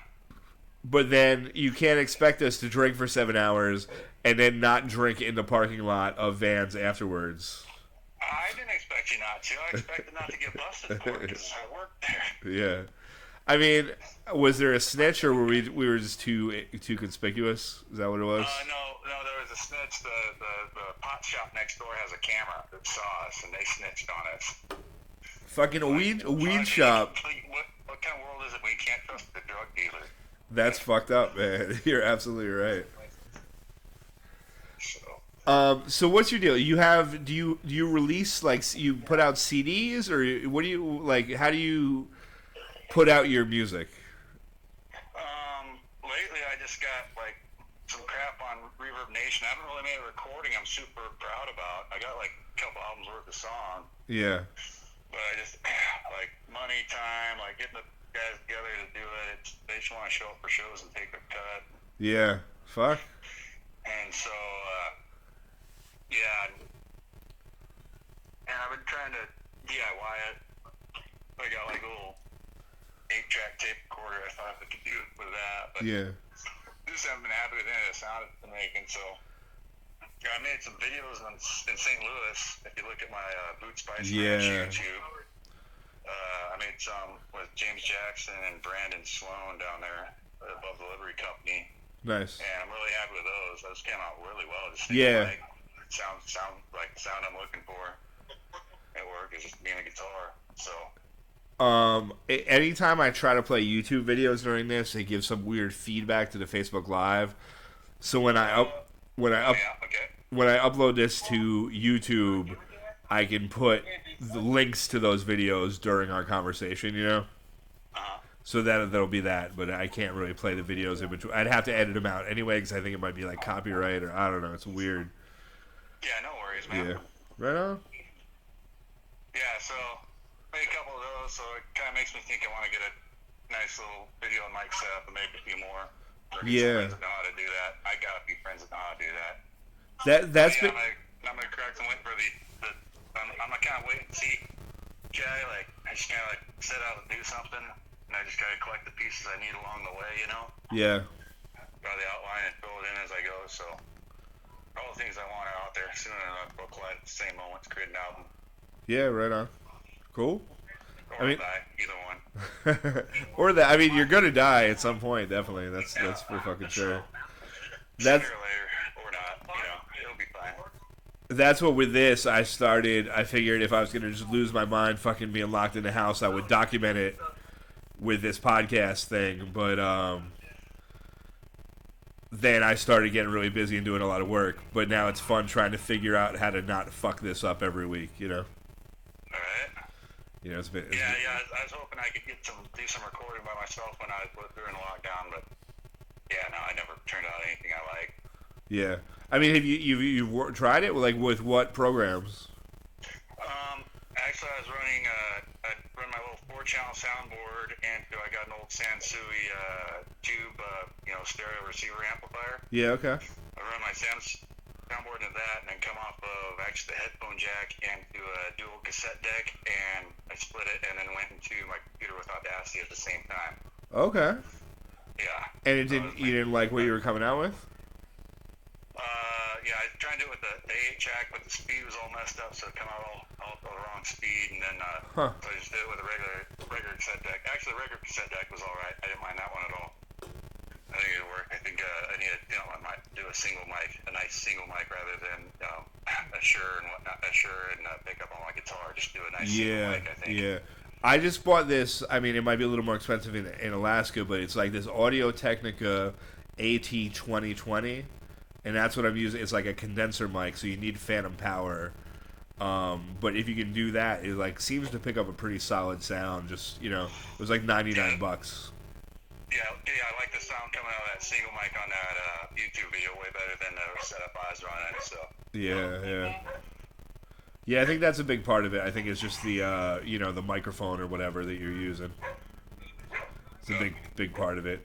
Matt Goldpaw says hello in the comments here. Jeremy Kinnison wants to see your videos. hell yeah. Yeah. So yeah, maybe it'll be Trapper Creek 2021. You should make plans to come up here. I would fucking love to, man. Of course I'd love to play. Yeah, we'll find you an old band and help you book a tour. Yeah, fuck yeah. I mean, that was the problem when we came, was renting the car was like the most expensive part of it, Actually, somebody kicked me down like a 70s Dodge motorhome. Oh, shit. And it was all stripped out on the inside, so I got my mill, so I milled some fresh spruce and lined the hole inside with fresh spruce. Okay. Birch on the floor. All right. And so it's like this big wooden hall, wide open, like 30-foot motorhome or something like Very that. fucking Viking sounding, you know. Yeah, Viking haul on wheels. How's Dirty doing? He's doing all right. He's kicking it there in town. He rented us his fucking conversion van for the end of the run last time. Yeah. That was we brought it to get the oil changed in Fairbanks, and the oil input wasn't fucking connected to the oil tank. So the guy at Walmart dumped the oil down the thing, and the guy down below in the pit just got oil all over him. It was a fiasco. Yep, you get that sometimes. Yeah. Matt Goldpaw says his cousin works the salmon boats in Juneau. What do you know about that? I don't know nothing about that. No. Juneau's a whole different fucking world, right? That's like way the fuck over there. Yeah, it's far away from here. That's on the other side of the continent. There's like no way to get there by roads even, right? Or is there like Just a boat or a plane. There's a train line that runs up into Canada. There's a train line you can take to Canada. Gotcha. No, that's not even. That's from Skagway. That's from Skagway. That's not even from Juneau. So you can take the ferry to Skagway and get on the train. So yeah, only by boat or plane. You're right. Right on. What's your favorite spot to play in Alaska? Trapper Creek. I mean, besides that, There's some good ones. Like Advanced Dive Bar is always really fun. The Marlin was always really fun. East End Saloon, the Brown Bear's a blast. yeah, You can just get wasted. Yeah, Curl up into one of the cabins they give you. the brown bear is fun as shit. I got someone ringing my fucking doorbell. You got a good Alaska story for us? Let's see. They're all good, I guess. I don't know. Like, the only one I can think about is Chad's hospital over right now. I'm gonna put a picture of you and Donnie Wiggins on the screen, and you tell us a story. Yeah. I love you. Get to it. All right. So, this one time, me and Donnie Wiggins are driving this old Ford, and we just got to Talkeetna. I was pulling into the gas station there, and the tie rod end broke. You know, it just sounded like all hell was going loose, like clanking and banging and grinding.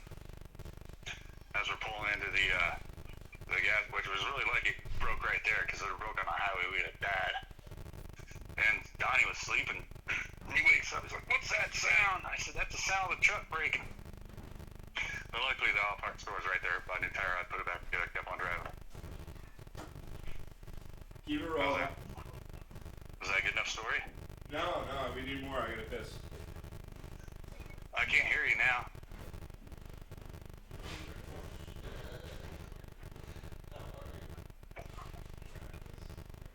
This one time, me and Dirty were building outhouses out at Trapper Creek.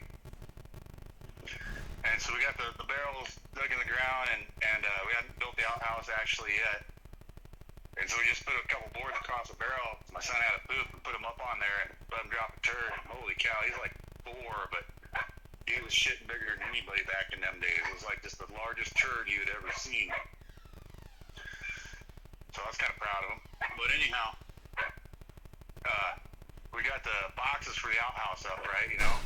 We hadn't put the lids on in the seats. It just kind of big square hole still over it. And we're thinking we need to perforate the barrels to let the fluids run out, you know, so it don't fill up as quick.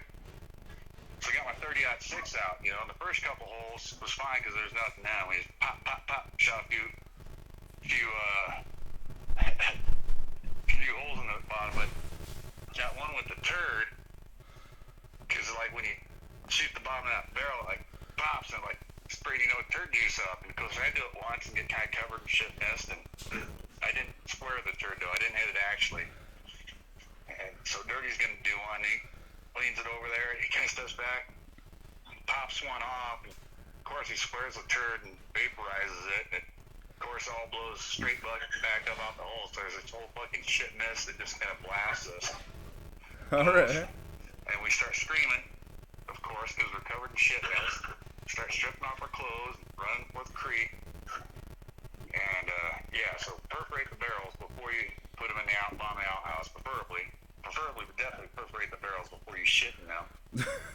So, there's that story. All right, you taught us a lot. I forgot because I'm a little bit drunk about the Oscar the Grouch onesie story.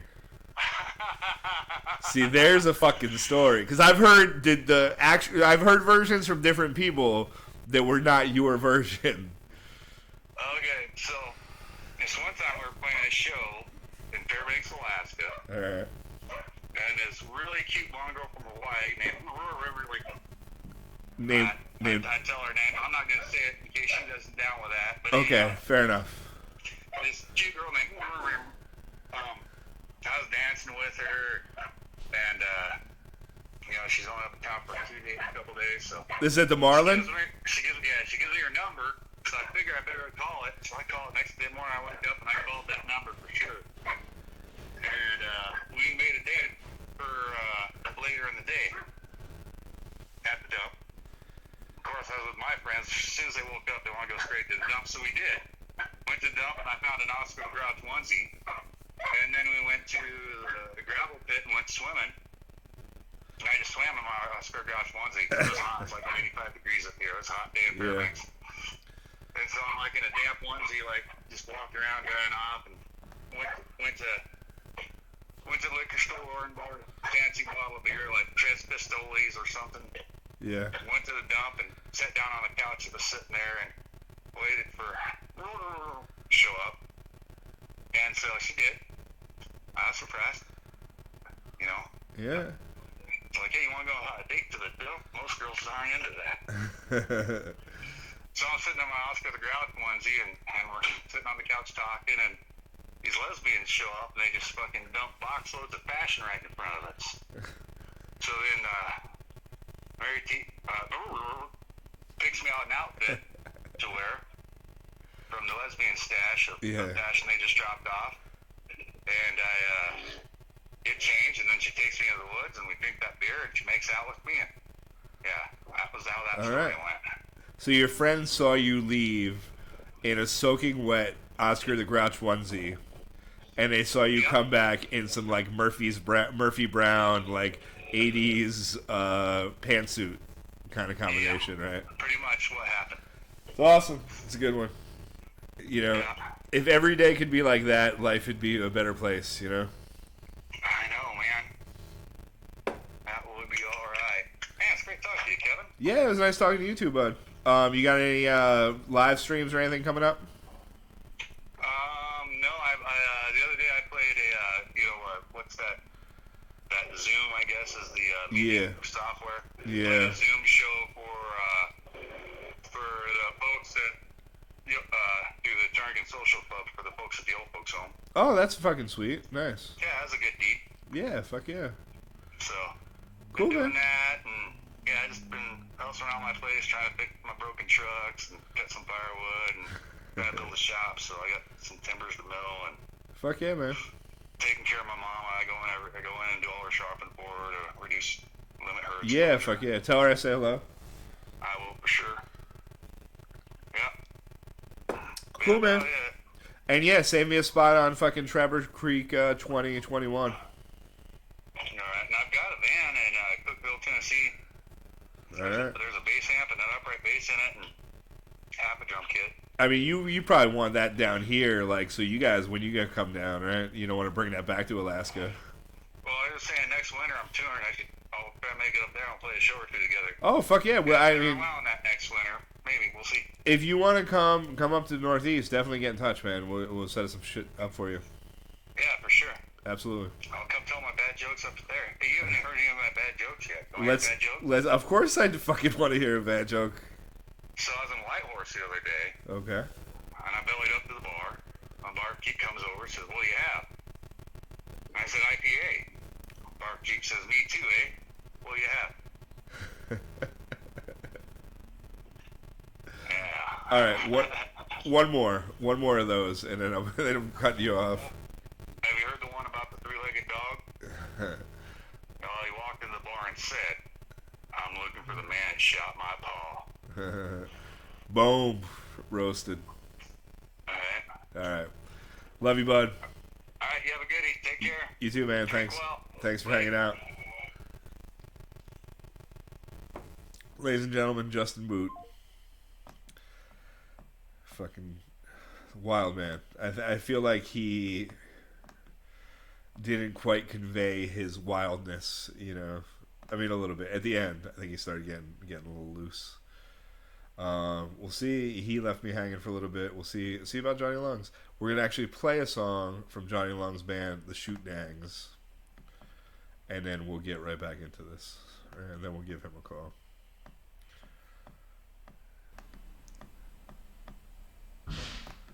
I don't know how good that came across with the audio or whatever, but that's Ranch Hand by the Shoot Dangs. It's Johnny Lungs' band. It's one of my favorite songs. Me and Mao had that in our stuck in our heads for months, years after our Alaska trip. I think I'm a little boozier than last week, but not as boozy as the week before. So, progress? I don't fucking know. We're going to call my man Johnny Lungs.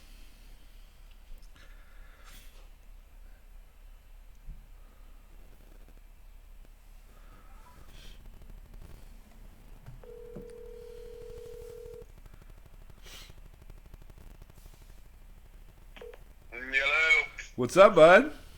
What's up, buddy? How the fuck are you doing? Fucking good, dude. How you doing, man? I'm alright. I just called Justin Boot and he's like, oh, I'm just in the middle of chainsawing shit. There's like a dog barking in the background. I don't know. It's like, it's a fucking wild man. Yeah, dude, we had to fucking... My buddy's cabin was about to fall over. Oh shit, if that's what he's doing. Yeah, that's what he's doing right now. Like, it's Okay. literally about to fall over and he get launched out the window. Okay. So they're just tearing it the fuck down? No, they're jacking it up. Oh, okay, I So, like, gotcha. they're putting new cribbing underneath it. Alright, fair enough. Yeah. You're up in Fairbanks. Sure am. When we were there in 2017, I guess it's a long time, it's 3 years ago now, we stayed in your little cabin. You got a new spot now, though, right? Is that what you said? Yeah, totally. It's called the Lost and Found Compound. And is it in kind of the same area? Yeah, it's a little bit farther down Farmers Loop, Okay. but yeah, you can still shoot guns. Yeah, in my house. nice, right the fuck on. Cool, man. What have you been doing during this? Like, this probably affects music a little bit up there, right? Yeah, so all of our tours got canceled. Yeah. So, yeah. So just kind of seeing how all that pans out again, because we're planning on coming down there Fuck yeah. and doing a tour, You should. but we'll see if that happens. Yeah, who knows when shit's gonna open up again? You know, that's a crazy thing for everybody. Yeah, totally. Did you have a lot of stuff booked up there that you had to cancel? Oh, yeah. Juneau Folk Festival, Oh fuck. Tailgate, Alaska. Like, we've been shows cancel in 24 hours, Yeah. pretty much. Jesus. So, but we just dropped our new album a week before all this hit us, so we'll have CD release shows here after it reopens again. Yeah. Have you done any like live stream, you know, kind of Facebook live stream or whatever stuff? No, it's kind of difficult because our band's like spread across the state. Timmy, our banjo player, and Leah live in Girdwood. Oh, And then, okay. Me and Huck, our steel guitarist, and then Nathan Harris from the Avery Wolves plays bass, stand-up bass for us. Okay. So, Girdwood, I think that's the first time I met you, but I was so drunk that I don't remember it. Was you guys in Days and Days at the fucking, whatever that place in Girdwood is called. The super wooden... at Chair 5. Yes, exactly. Yeah. Yeah. We were in there for a little bit. We got so drunk in the fucking parking lot. I remember playing... some girl from like Oakland is playing fiddle with us, and she's just crushing it, and we're playing in a parking lot. I don't know. I think we got too drunk to be in public at some point. There's no such thing as too drunk in public Yeah. over here. We were in Alaska for 3 weeks. I woke up like from blacking out drunk in the driver's seat of a fucking car several times in that parking lot right behind Chair 5. You know, like that fucking shitty little parking How lot. the fuck did I get back Yeah. here again? Yeah, exactly. I swear to God, I fucking fell asleep. I Yeah. passed out like 8 hours away from here. Yeah. I went back in the parking lot again. Fucking Alaska. That's another one. That fucking, what was that canoe fest or that like rapid river shit that we played with you guys? Or we didn't even play. We just came and hung out. Oh, 6 Mile. Whitewater Bluegrass. So that's our banjo players. Yes. Parade, baby. Yeah. That's our bluegrass festival. And that was fun as shit, except for the fact that you were like, oh, come, you guys can like play at the campgrounds or whatever, and there'll be plenty of beer, don't worry about it. We get there, there's no beer for us, and everyone is like, the nearest gas station is 2.5 hours away. Yeah, I'm sorry about that. We usually have a fucking keg there. There was, but they wouldn't open it until the next day, I think, or some shit like that. I don't know. Fucking Timmy. We found that that was the first day I met Dirty, and we found that weird liquor store. Like it was like 40 minutes away, which is pretty close for Alaska standards, you know. The shed. On the way to Hope. Yeah, it was fucking. Yeah, so you go, Oh, you like call the number that's on the door of the shed, and then the guy answers the phone, and you have to tell him the color of the car in the parking lot or in the driveway, and then he comes and like rides his bicycle up and like sells you liquor out of his shed. You were there on that run, right? I've been there a few times. Because I'm pretty sure, was it Dirty or was it? I think it was you and Dirty that like Yeah. haggled the dude down because all the prices are a little bit outrageous. But you guys haggled them down, and we got an extra bottle of Tito's and a fucking case of fucking Lagunitas because we paid $80 for the Jameson, and it actually worked out cheaper than it fucking should have been. He actually lost money on that deal, but that was only because I'd been there about 4 times already. I remember that very distinctly because it's the only time in my life I've been driving and had a Dirty was in the passenger seat. He handed me, you guys are passing around a bottle of Jameson, and he hands me a bottle of Jameson while I'm driving. And I'm like, this is fucking weird to just like drink out of a fucking bottle of Jameson while you're driving, but there's no one else, you know, it's the middle of fucking nowhere near Hope, right? Is like where we're on our way to, right? Yeah. And then later on, we our rental fell through, and we're talking to Dirty about renting his conversion van, and he says to me, "I've seen you drive, and I know that you're a responsible driver, so I feel safe renting it to you guys." And I'm like, "You handed me a bottle of fucking Jameson while I'm driving, and I drank it, and that's your standard of fucking, you know, I don't know." Yeah. All right. Yeah. He's like, I've already seen you drive, and I know the caliber of driver you are, Yeah. but you're moderately buzzed. So. I guess so. Yeah, that was a fun time. That was a fun night, man.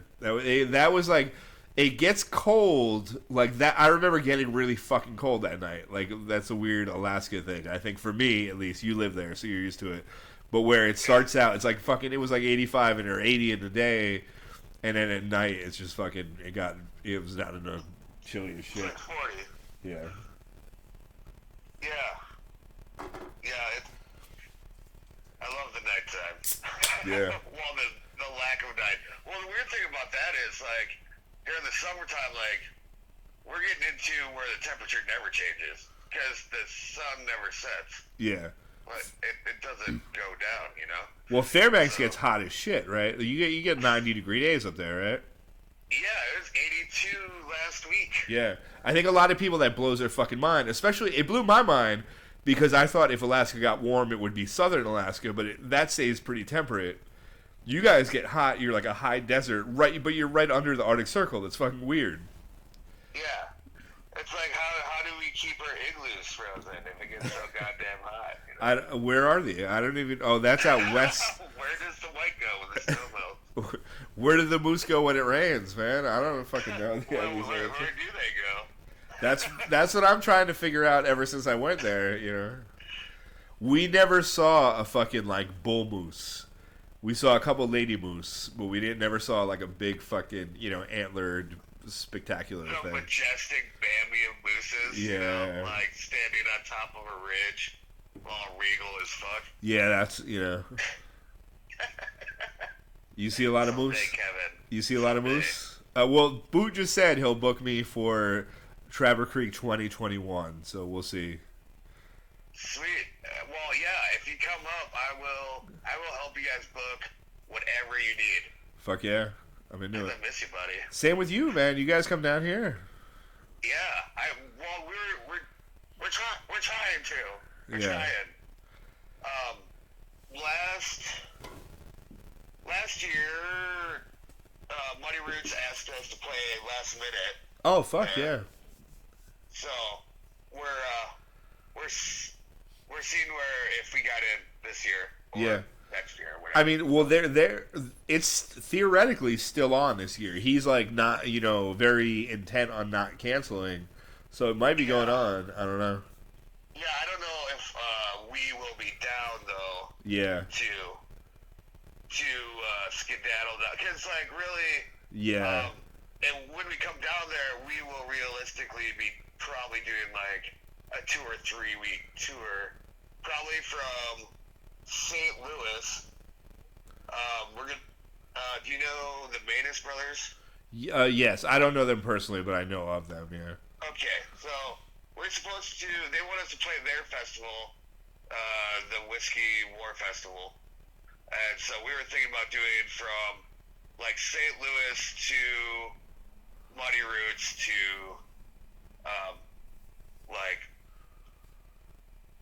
probably like New Orleans. Yeah, But man. I really want to make it to the friggin' East Coast again, man. Come on up north. I mean, I can get you guys some decent paying shows up here. It's just, generally speaking, they're harder to find. Like you guys definitely. Yeah, I can definitely I know. get. I used to fucking play in a band in Worcester, Mass. Oh yeah, you're from fucking Massachusetts, Worcester, Mass. Yeah. I'm from Wisconsin, but I found myself in the asshole of the assholes for a while. Yeah. I was in a band called Captain Buzzkill and the Letdowns. All right. I have a friend called Scrimmy the Dirtbag that you remind me of a lot. I think you've taken a more positive, or I don't know. I don't want to say positive. That's a loaded way to say it, but I feel like he's gone with like a darker direction, and you've gone with a more like upbeat direction.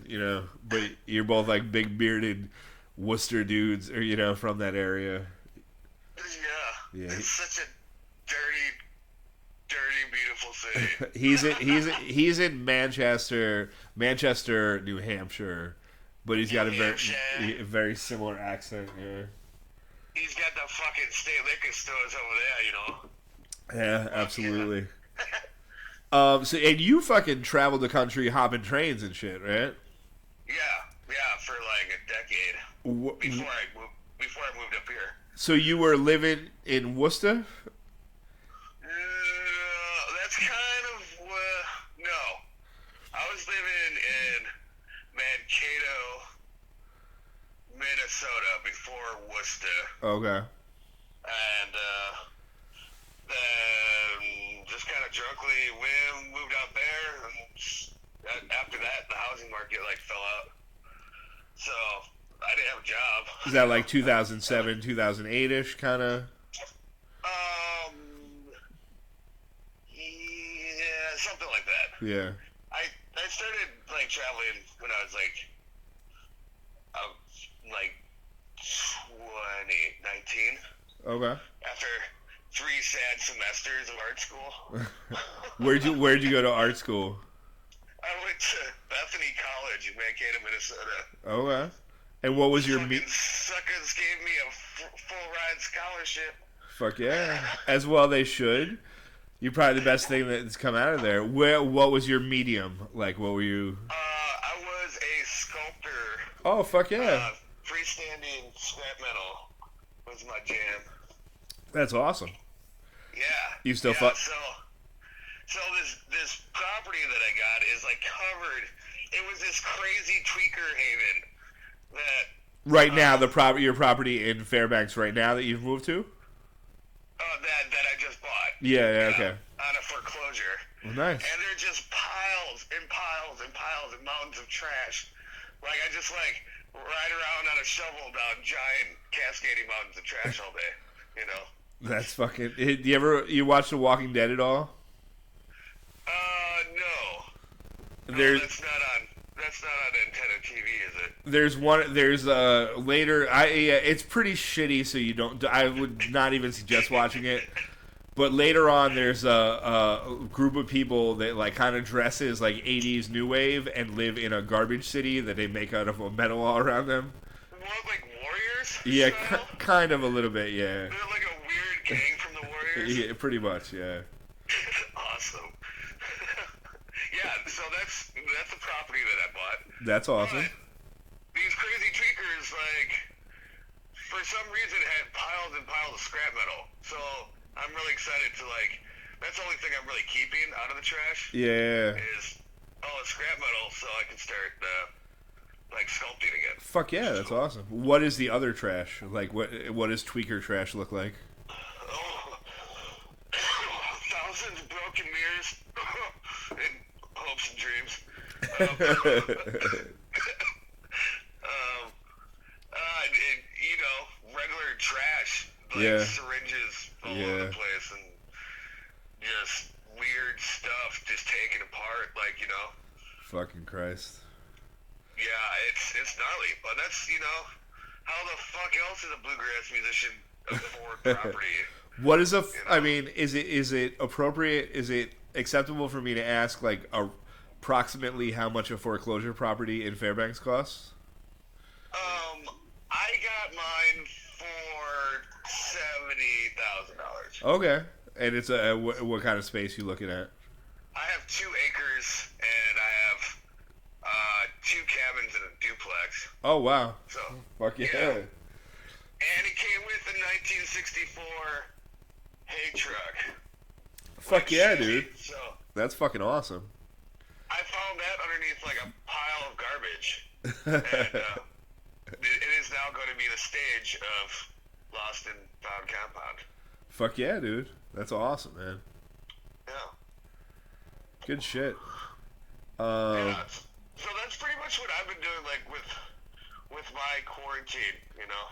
I feel like when I was up there last, I mean that's probably 3 years ago or whatever, but you were I thought you were getting into some kind of marijuana operation, no? No, I opted not to do that. Yeah. Yeah. It's a big thing up here, you know.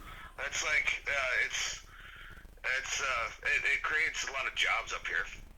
It's all legal, you know. Yeah. But yeah, actually, I went in the opposite direction. I haven't smoked pot in. You're a cop? Shoot, no, I That- haven't 'cause- smoked. 'cause- I am not a fucking cop. Because that's the opposite direction.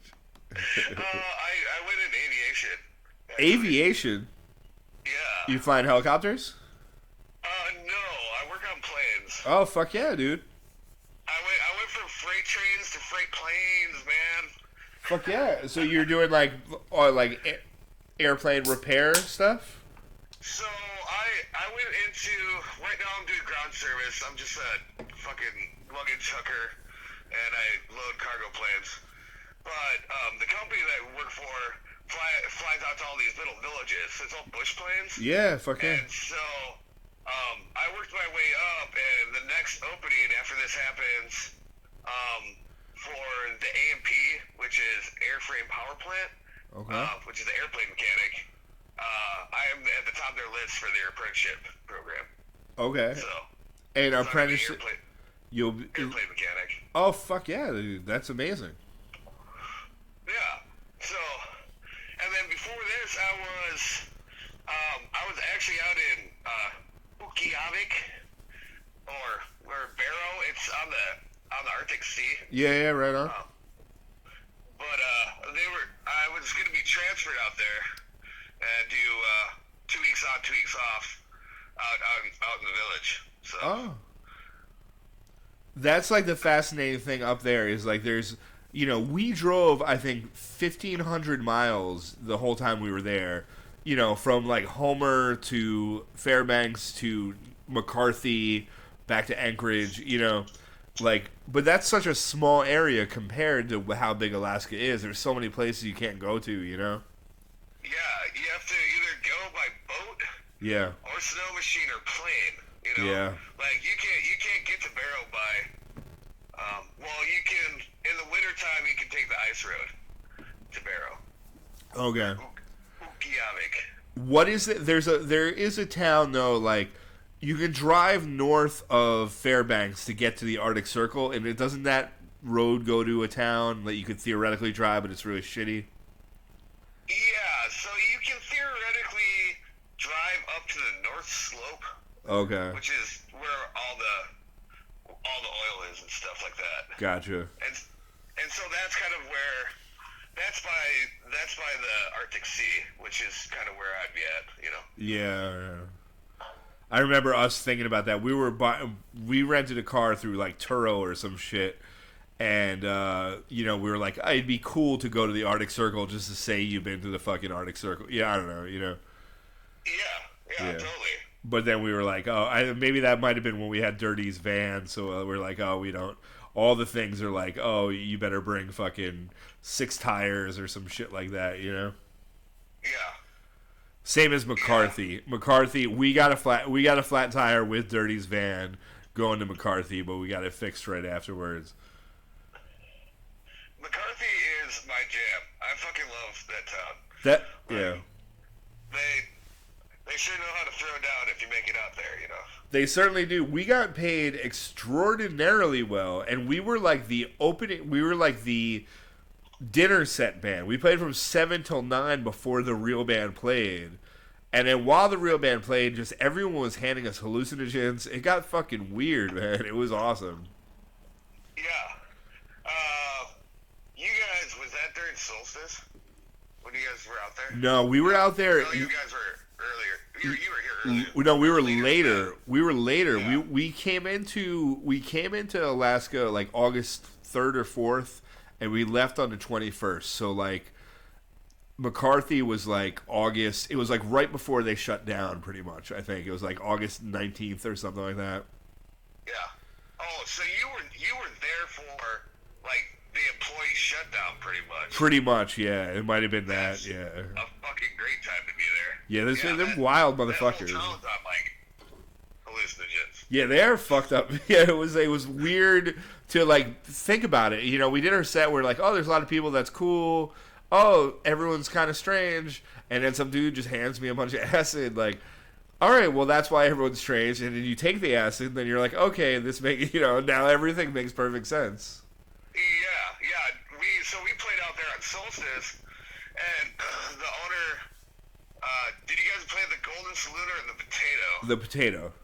The Potato. Yeah. So we played the Potato on Solstice night, and then the next day we played at the Golden Saloon. Oh, that's awesome. And the owner was really excited that we had the whole town out there the second day. He's like, usually nobody comes out the day after Solstice because this whole town's on acid. And this is like an owner of an establishment. Yeah, it's saying you this. Yeah, absolutely. It's like, fucking what awesome. What the fuck? Yeah, it's fucking bananas out there. Do you have any particularly good McCarthy stories? Yes. So, yeah, I've got a couple. So, we were playing at the Golden Saloon, and they were just, the bartenders were trying to see if they could get me to black out. Okay. They wanted to see how much I could drink. Challenge accepted. And they successfully did this, and I was at this bar, and I tripped, and I Chris Farley'd like a table, flattened the fucking table. Yeah. And so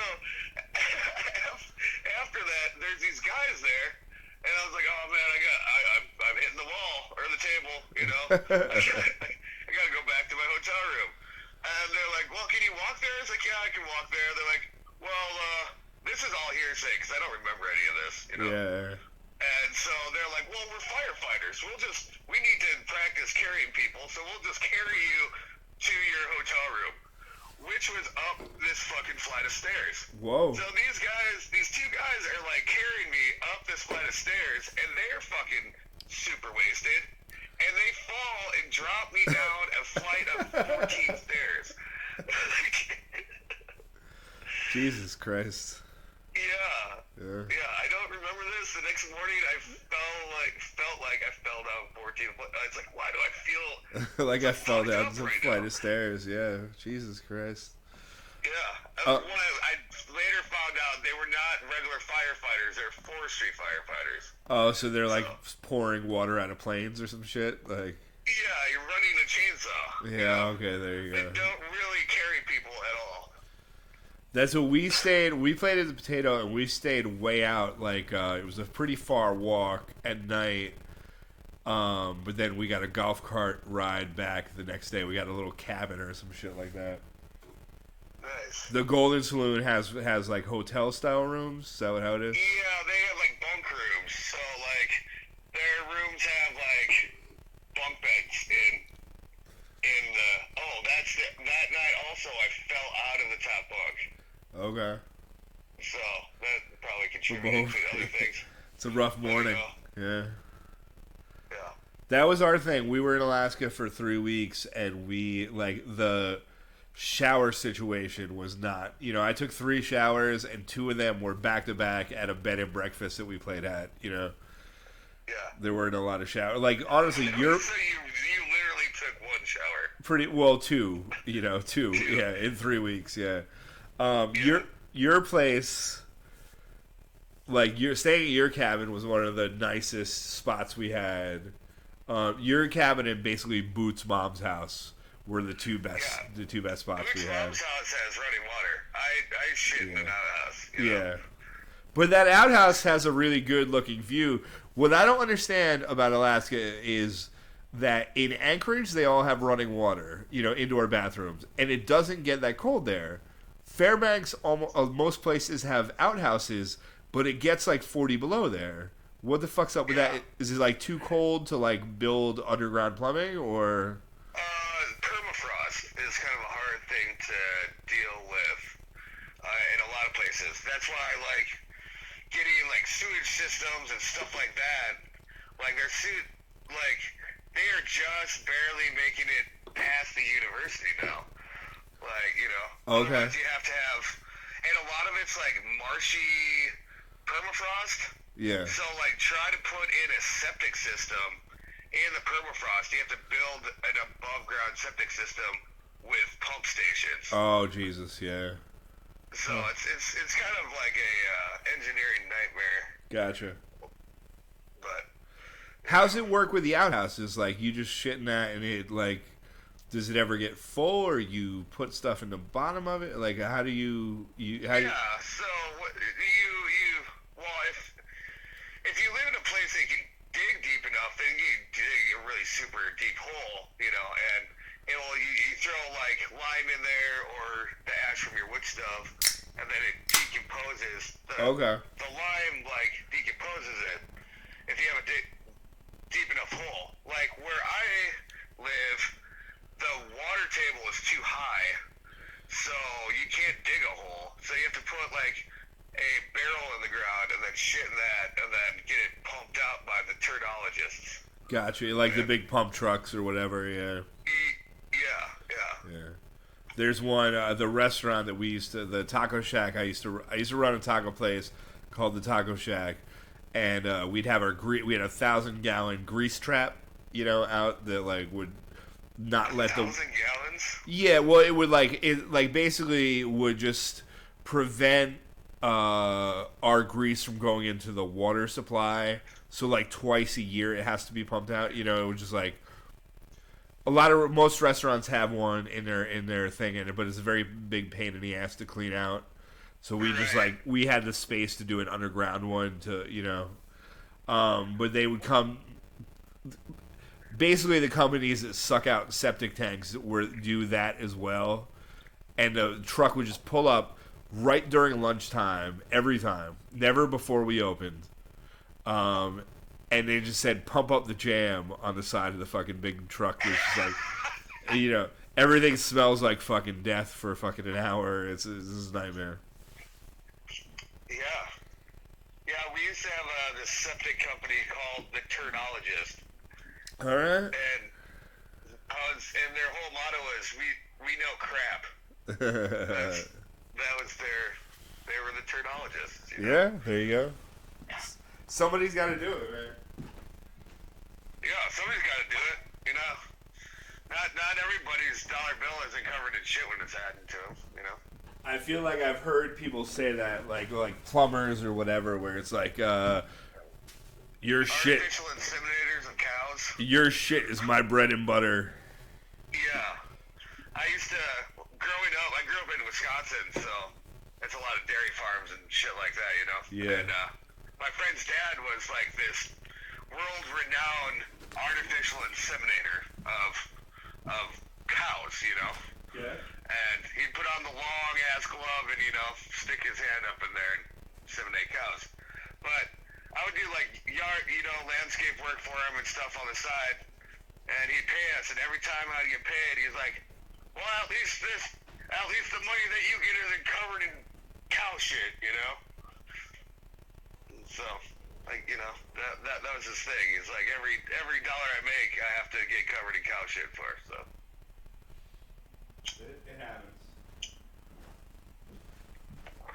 So how the hell have you been? What's going on up there in New York?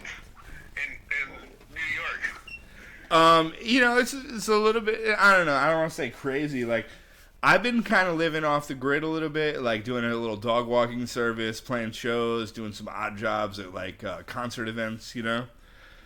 Yeah. So, this happened, and,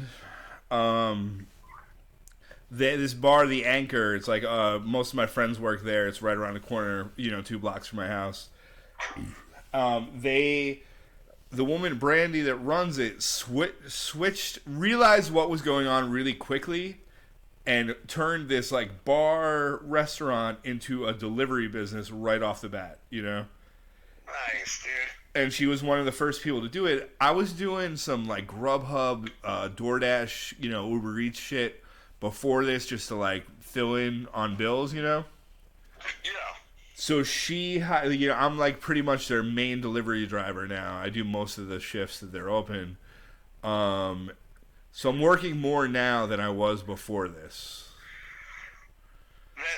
That's crazy, man. It is, it's weird. Yeah. So no co-vacation for you, huh? Yeah, no, I mean, I'm not, you know, I mean, I'm out more than, you know, I wear masks, I have, you know, hand sanitizer, I have a bottle of bleach spray, but, you know, I'm out and about, you know, I'm like, you know, doing shit, you know. Yeah. And it's like where we are, we're like 100 miles north of New York City, but there's not a lot of cases here. Like, it's weird, like, there's been a couple deliveries where, like, I deliver to, like, the one, there's, like, a project housing kind of thing.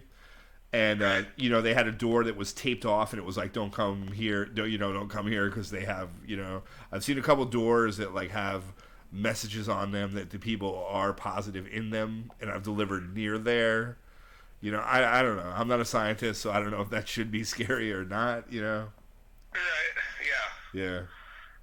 So I don't know, you know, like that basically I started this. This is the 8th episode, I guess, theoretically, of this podcast or whatever. And it was like, I started the first ones were like unwatchable. It was me getting drunk. And like, I didn't even line up guests because I didn't know who I would get to, you know? The first, you know, and I'm just trying to figure out technology, how to do like live stream shit, you know? I don't know. It's kind of crazy. We were trying to, me and Nathan, our bass player, were trying to figure out how we could have potentially like played, because me, Nate, and our steel guitarist were gonna try to play for your show, you know. Yeah, oh, fuck yeah. Yeah, well, I think what needs to really, like, what he came up with the solution is if you wanted that to happen, then you like he said the best way to do it is pre-record it. You know? Yeah, absolutely, yeah. And then just, but you know, it kind of takes away from the spontaneity of the whole thing. It doesn't, but it's still probably pretty cool. Like, I don't know if are you into metal at all? Yes, I am definitely in the middle. But like, you know, the SOD stuff, like Charlie Benante, fucking everyone from SOD, they did like one of the instrumental songs, like quarantine style, and it must be, you know, they're all in different rooms, so they must have like Charlie Benante from Anthrax did the drums, and then recorded himself doing it, and then someone played over it. And, you know, like, they didn't do it because of the latency. They can't do it, like, on a live stream. But the way the video makes it look is, like, they all look like they're playing at the same time, you know? Right. And then they just did another one where Billy Milano, I think it's Billy Milano, in a mask, does Speak Spanish or Die.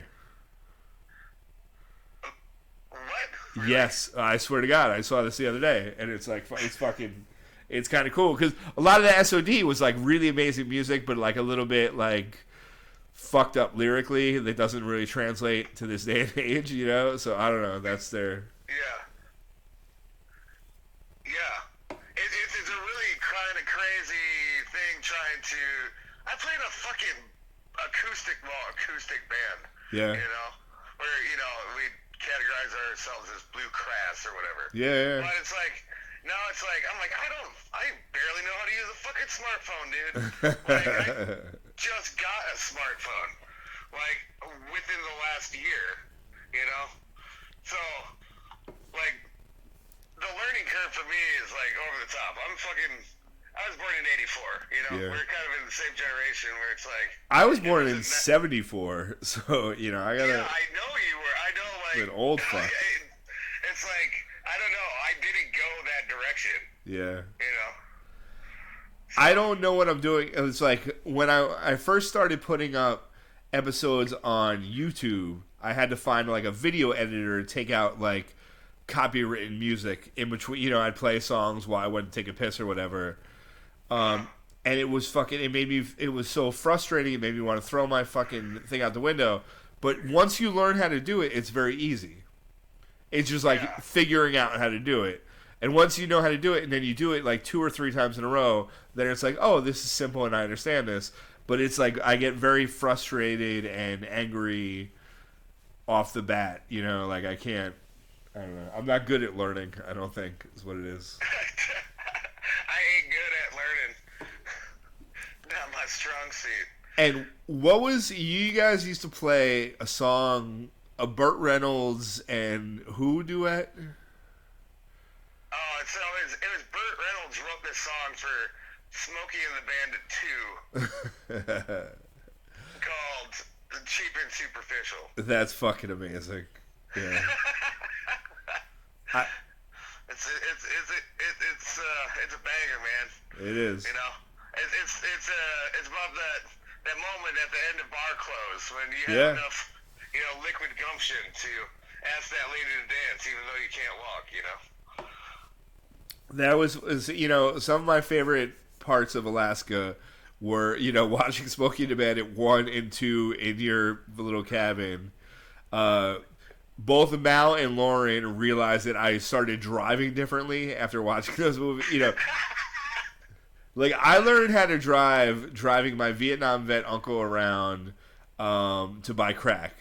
So I drive like a grandpa. You know, I never, you know, always exactly at the speed limit. I always use my signals and whatever. But then they saw me after that, like kind of driving up one-way streets, you know, cutting people off, like fucking... Eastbound and down. Drugging. Sometimes you gotta feel that hammer down, you know? You do, man. Sometimes you gotta fucking rock it. Smokey the Bandit, those movies are killer, man. They're really good. So me and Boot, actually, yesterday, we're driving my little 84 Toyota, and we had to go get gravel for the footings of this cabin that we're living in. And we had it like to the max. Like my tires were rubbing against to my wheel wells, and Boot was just singing Eastbound and Down the entire time I was driving back at like 15 to 20 miles an hour, you know. Yeah. That was fucking, I mean, we've already told a story about drinking the fucking Jameson, you know, out there. But where was it? It was the fucking show in Denali where we played at the Park Bar. Oh, at the Spike? Yeah, I think so. Yeah, where like the employees drink at, kind of. Yeah. Yeah. So we did that show. They And made out of train cars. yeah, Bars is a train car. it's fucking awesome. There were like a ton of people. We opened up with John Henry, and it didn't give a fuck. And we were like, that's weird. Then we did get a little weird, and everyone like came into the room. It was like, I don't know why that happened, but it was like we were playing a train song. You're in a fucking train. I don't know. But that show, we get done, and fucking, you know, this couple and this other lady come up to us, and they're like, oh, do you want to come drink in our, like, complex or whatever? And we're like, of course we do, because we have nowhere else to stay. Yeah.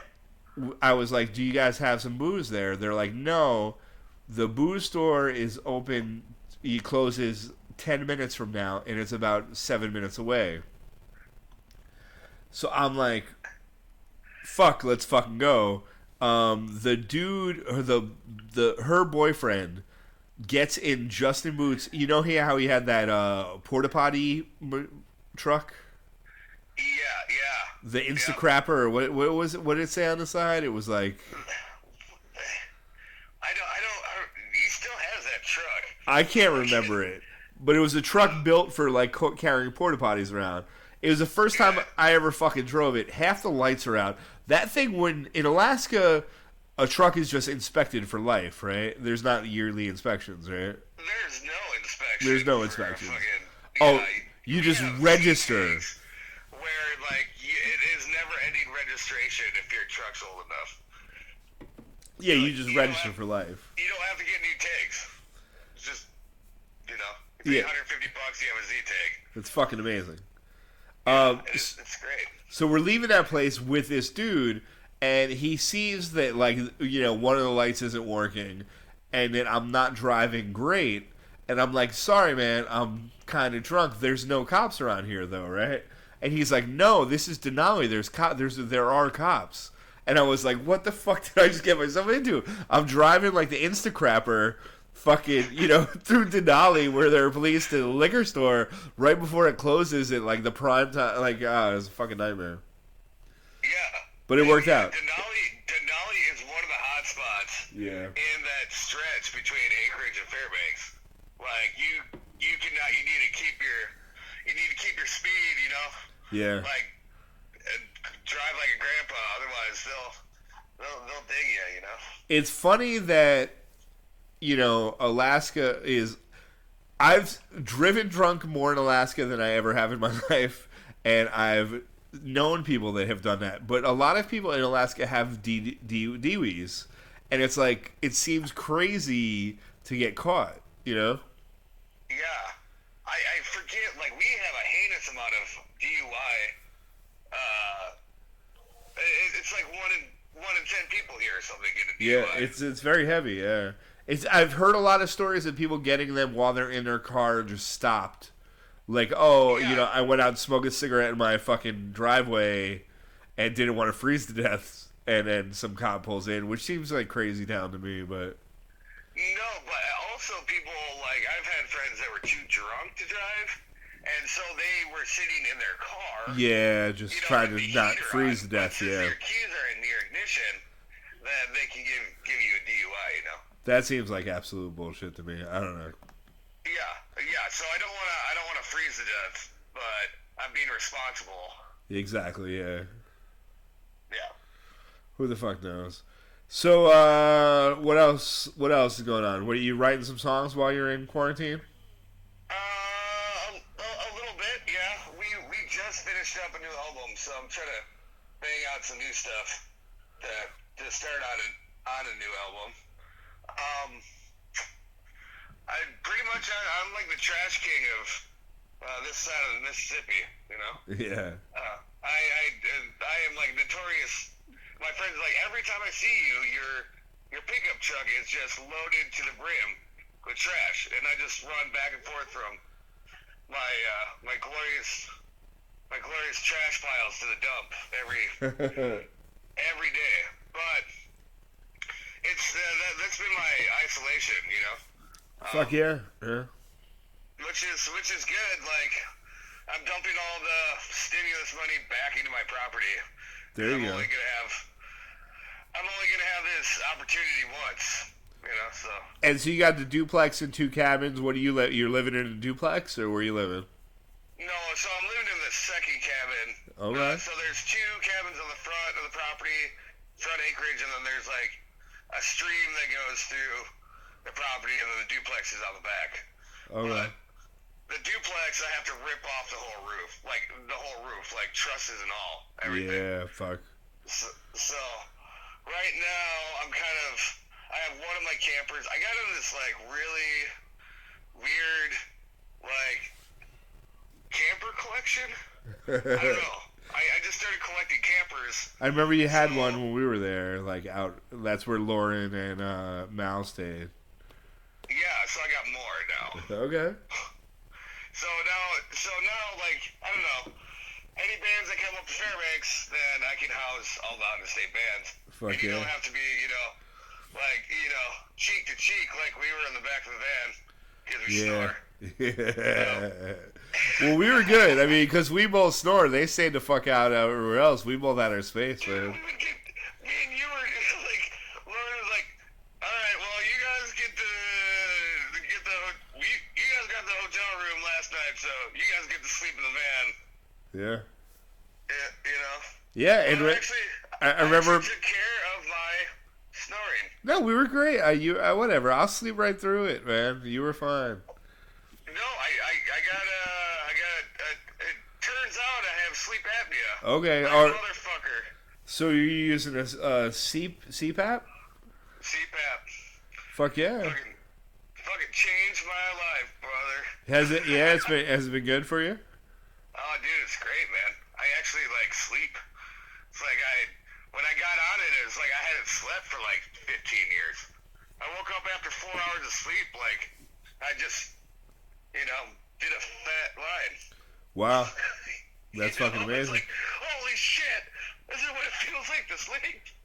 Is that like, are you on health insurance, or do you, how'd that work out? How'd you get that? Medicaid, because all the Okay. sleep studies are super expensive. Yeah. So,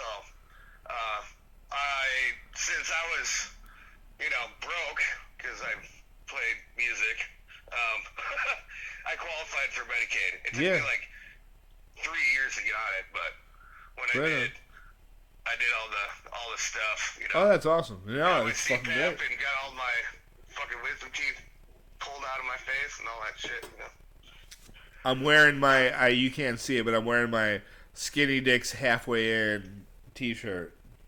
Nice. Pretty Nice. nice, The yeah. one that folds. Have you ever folded Yeah, that yeah, shit? it folds. It can say, what does it say, like, fuck you or something? I can't, Yeah, it says fuck you on it when you fold up the polar bears. yeah, I'm not really good at doing it. It's got polar bears fucking on it. No, I don't know. It's a good shirt, man. That place is fucking great. I think we went there right after staying at your place, and we had a day off or the day to do shit. So we drove down there. Yeah, Those old ladies are fucking nutty. they are nutty. Well, they own a bar called Skinny Dicks, and everything's, Yeah, based around that. yeah, it's fun. Right on, man. Speaking of shirts, I done wore the shit out of your guys' shirt. Yeah, It literally disintegrated. Do you guys have shirts? yeah, we might. What size you looking for? Like an extra large. All right, we could probably do that. And I need a new CD because that thing's done scratched up. So what's up with you fucking Alaskan bands not putting music on Spotify? Or no, you have 2 songs on Spotify, but they're way old. Like one of I don't think it's you singing even. You have one out there that's Timmy, our banjo player, and that's that's not even our lineup anymore, man. Like, I see that from the pictures. Yeah. yeah, that's when we had like a tap dancer and dueling banjos and shit. Yeah, you said. So before this, right before all this shit happened, we had just released our new CD. That's that clip that I sent you from Anchorage Press, basically. Yeah. Or whatever. So that's the lineup we have now. But with Spotify, we cut a bunch of albums, and we're trying to figure out a different format to be able to actually sell the albums, you know? Yeah. And also have a downloading thing. Gotcha. Because that's, you know, we're trying to boost our merch because that's the only way you actually make any.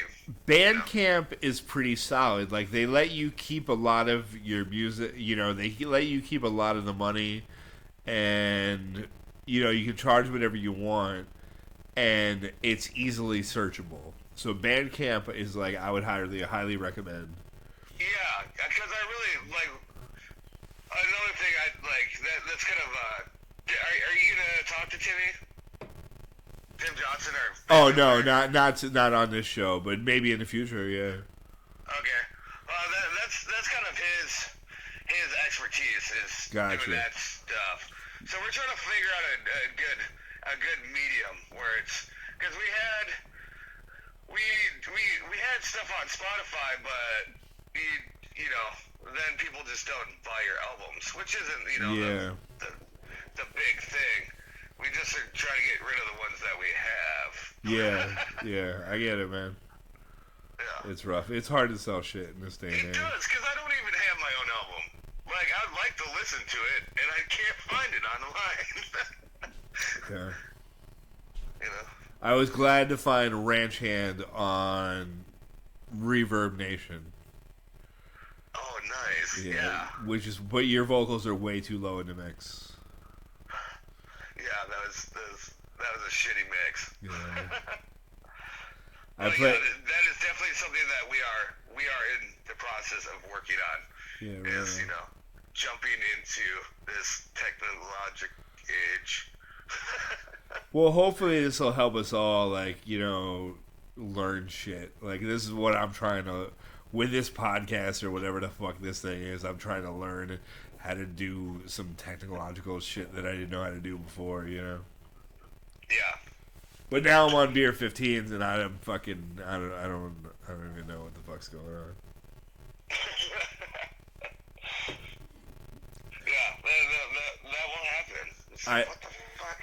I think I'm holding it. So far, I think I'm holding it together as well, but I think we should probably cut this off before I fall off the fucking ledge. Alright, buddy. You know what? It's been fucking amazing talking to you, man. Yeah, I miss you, Kevin. Yeah?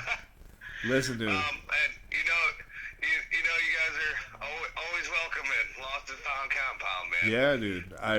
I want to come back to Alaska. I can't fucking wait to come back to Alaska. I want you motherfuckers to come down here, man. Come Northeast is not always good, but once things open up, I think, I mean, if they're like they were before they closed down, I can get you guys enough decent things to make it worth it. Sweet, yeah, and like I do have still some My Connects throughout the Yeah, your Worcester roots. my Worcester roots, you know. So I've been talking to, because we used to play in New York a lot. My old bass player is from the Bronx, so we'd go and play in New York Okay. quite a bit. Yeah, right on. So I don't know. I'd like to come out there and, you know, Fuck yeah, dude. spread the bluegrass around, you know. Fucking do it, bud. Fuck yeah, I will. Can't wait. Yeah. Alright, giant lungs, baby. Nice talking to you. Love you, buddy. Love you too.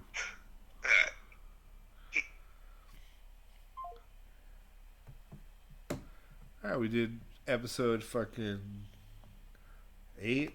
This is the first, I think this is the first episode in a while that I've actually This is 15.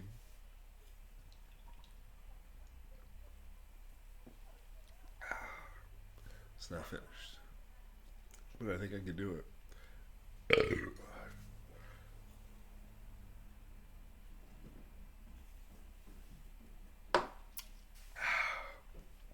Love you guys. Thanks for watching. Hope it was entertaining. See you next week.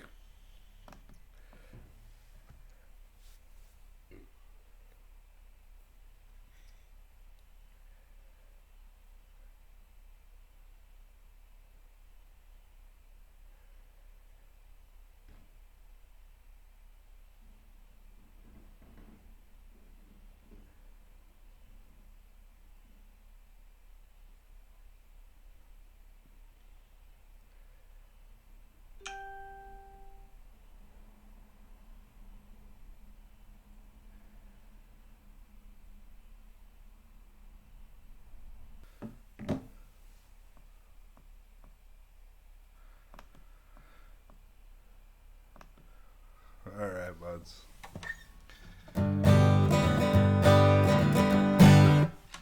I don't know what this is gonna sound like. Here, let's turn on this. I got fancy lights. Wow. Woohoo! Look at that shit, huh?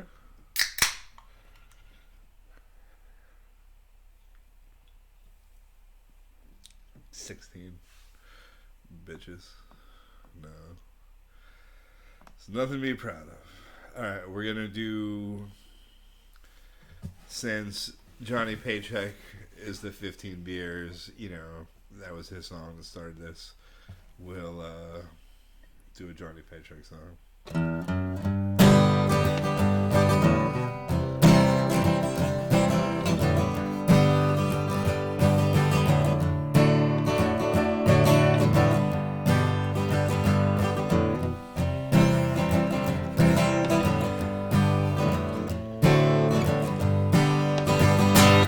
$5 worth of regular, $3 worth of wine. Just hand me a roadmap, show me that state line. Got the blues on my bumper, Lord, I gotta leave them behind. I'm gonna drink and drive that woman right off my mind. She got a ticket for Texas, left me late last night. Got a ticket this morning for DUI. 10 for $10 is my very last dime. Gonna use to drink and drive that woman right off my mind. Breaker, breaker, this is heartache. Hear me loud and clear. Got a memory on my tailgate. Dead smokies on my rear. Gonna chase these headlights like it drink me blind. Gonna drink and drive that woman right off my mind.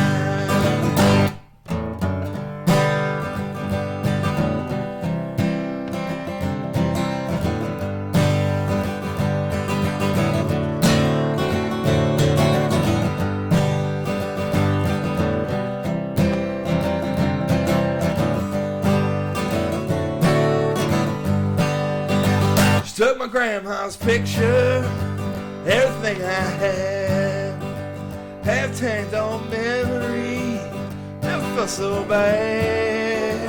Was filled with nothing, I can't face them tonight. I'm gonna drink and drive that woman right off my mind. Breaker, breaker, this is heartache, hear it loud and clear. Got a Mary on my tailgate, yeah, smokies on my ring. Gonna chase these headlights like it drink me blind.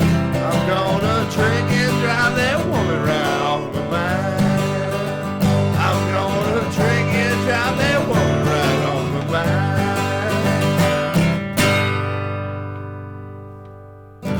mind.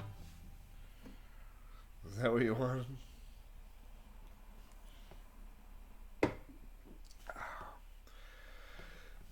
Whew. Then we'll do a Buck Owens. You want a fucking Kevin Sharp original? What do you want? This Speak to me. Talk to me, motherfuckers.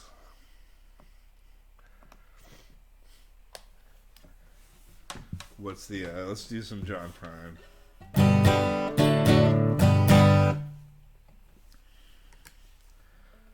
Woke up this morning, put on my slippers, walked to the kitchen and died. And oh, what a feeling as my soul went through the ceiling. Heading on up to heaven, I did right. When I got there, they did say, carry happiness away. Slip on the floor, you hit your head. Now all the angels say, just before you passed away, these were the very last words that you said. Please don't bury me down in the cold, cold ground. Rather have them cut me up, pass them all around. Throw my brain in a hurricane, the blind can have my eyes. Deaf can take both of my ears, they don't mind the size.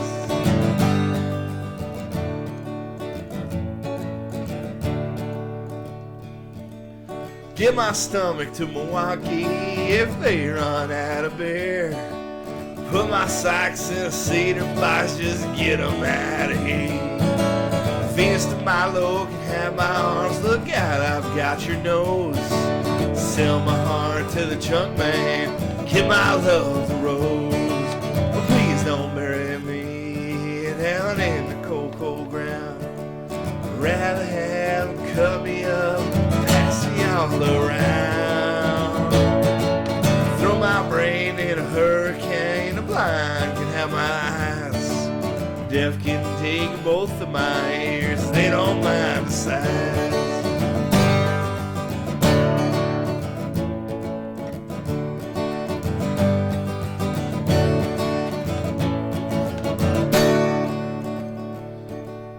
Get my feet to the footloose, careless and fancy free. Give my knees to the needy, don't pull that stuff on me. Hand me down my walk, okay, this is sin to tell a lie. Send my mouth way down south, kiss my ass goodbye. Send my mouth way down south, kiss my ass goodbye. But please don't bury me down in the cold, cold ground. Rather have them cut me up, pass it all around. Throw my brain in a hurricane, the blind can have my eyes. Deaf can take both of my ears, they don't mind the size. Deaf can take both of my ears, they don't mind the size.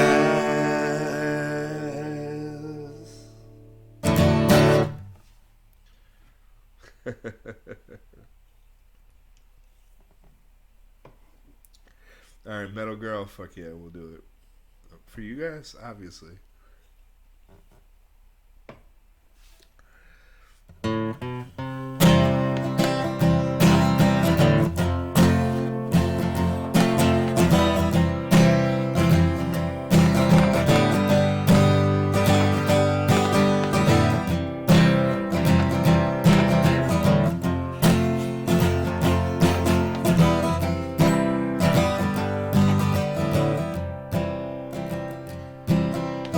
Baby, let me ride your lightning. I'll be your cowboy from hell. You know I go down south of your heaven, oh so fucking well. Let me get down with your system. You can take my rules on parade. Maybe it's something we can settle on down as the children of the grave. Cute little metal girl from Green Bay, Wisconsin. You liked our band and you got us drunk, gave us a place to stay. Sweet little metal girl from Green Bay, Wisconsin. You know I headbang with you any day. Let me get a little motorhead, you know I'll bark at the moon. We can sit a metal like a lip lie on the couch and spoon. Girl, I'm far beyond driven. Spend some seasons in your abyss. Anytime you won't get a little weird, call the drummer from Tiger Piss. Cute little metal girl from Green Bay, Wisconsin. You liked our man and you got us drunk. Gave us a place to stay. Sweet little metal girl from Green Bay, Wisconsin. Know I head back with you any day.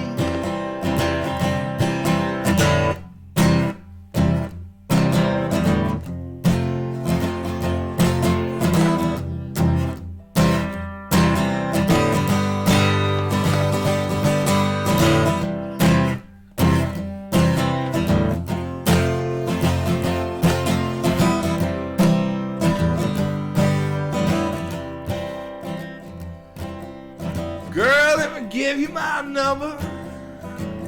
I'll be your beast. You can be my little angel of death. Said the girl, let me give you my number. You know I want to be your beast. You can be my sweet little angel of death. Said the girl, let me give you my number. I wanna be your motherfucking beast. You're gonna be my little sad angel of death. You little metal girl from Green Bay, Wisconsin. You liked our man and got us drunk. Gave us a place to stay. Sweet little metal girl from Green Bay, Wisconsin. Back with you any day. Say you know I head back with you any motherfucking day.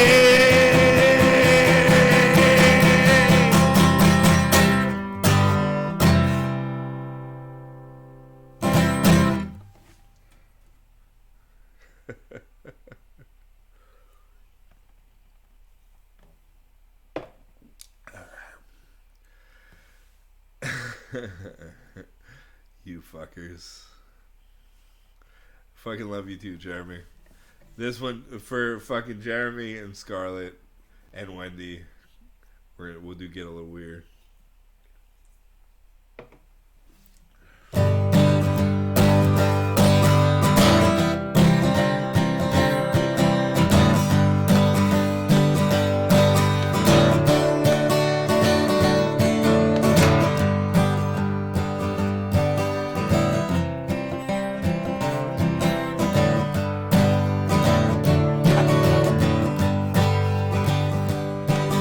Strange kind of feeling in the air tonight. That roller's crazy and it don't feel right.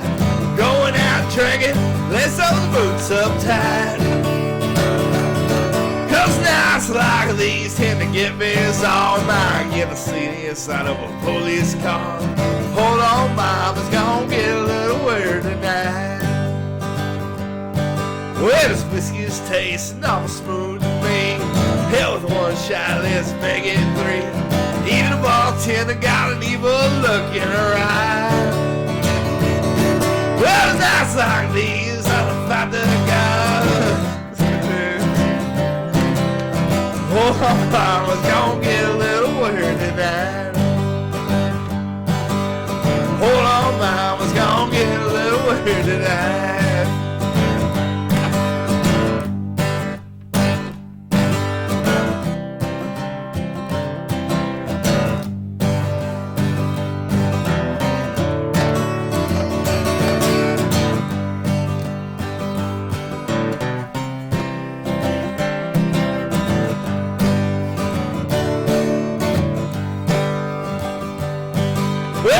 Like these, where I got my scars, hopping over fence, jumping, moving cars. A good story is worth a little bit of blood. Well, it's not silly, head on home and hang on the tree. All alone, size the night, we're doing the second verse third. So sit back, baby, and round on me. You'll be a night of your life, just waiting to see. Hold on, mama's gonna get a little weird tonight. Hold on, mama's gonna get a little weird tonight. Hold on, mama's gonna get a little weird tonight. I missed the whole verse.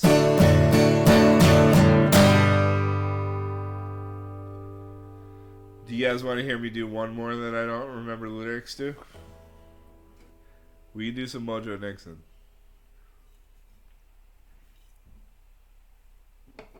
There's a delay, but if someone wants to hear Mojo Nixon, I will play some Mojo Nixon. Because I just lost the whole verse of that.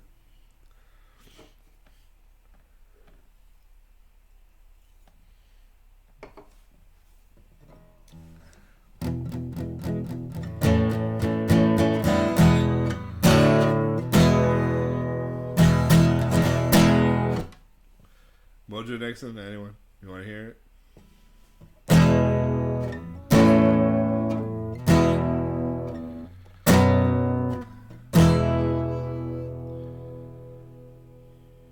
Alright. I don't know Don Henley, can't I? But me, your mama, and some other whore flowing down the river on a shithouse door.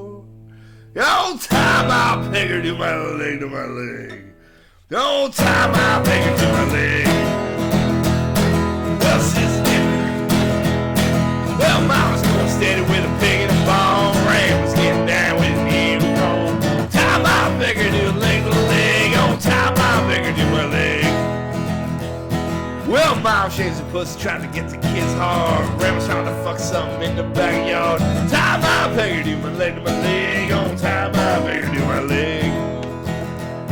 Well, sister's getting rich on a 900 number. $4 Bentley Bopper gives a dollar Hummer. Time I peg her to my leg to my leg. Time I peg her to my leg. Well, last night I must have been a designated drinker. I woke up this morning with a stinking finger. Time I peg her to my leg to my leg. On time I peg her to my leg.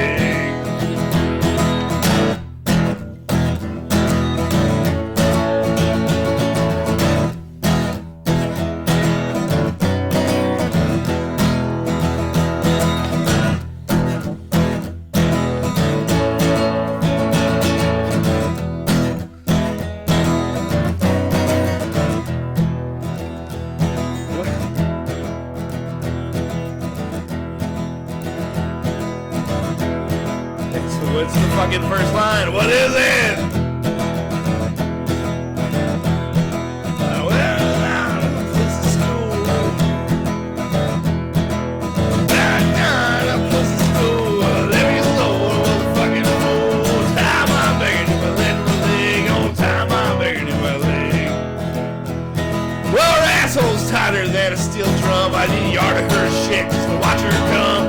Time I'm begging to my leg to my leg. On time I'm begging to my leg. Well, my girl looks so good, I want to suck her daddy's dick. If she waved me to the face, she can give me the lip. Time I'm begging to my leg to my leg. On time I'm begging to my leg.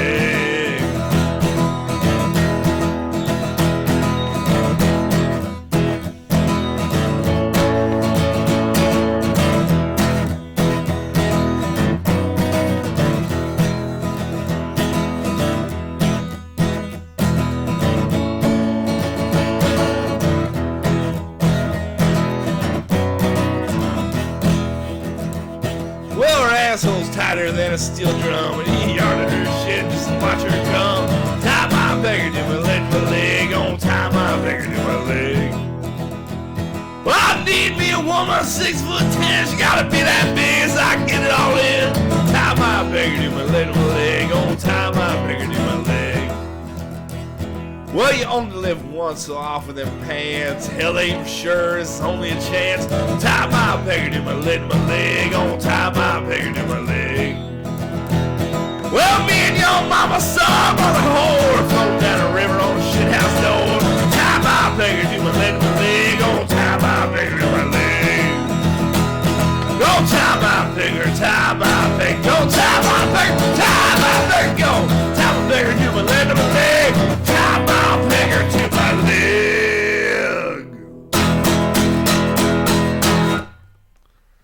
All right, I think that's where we're gonna cut it for the night.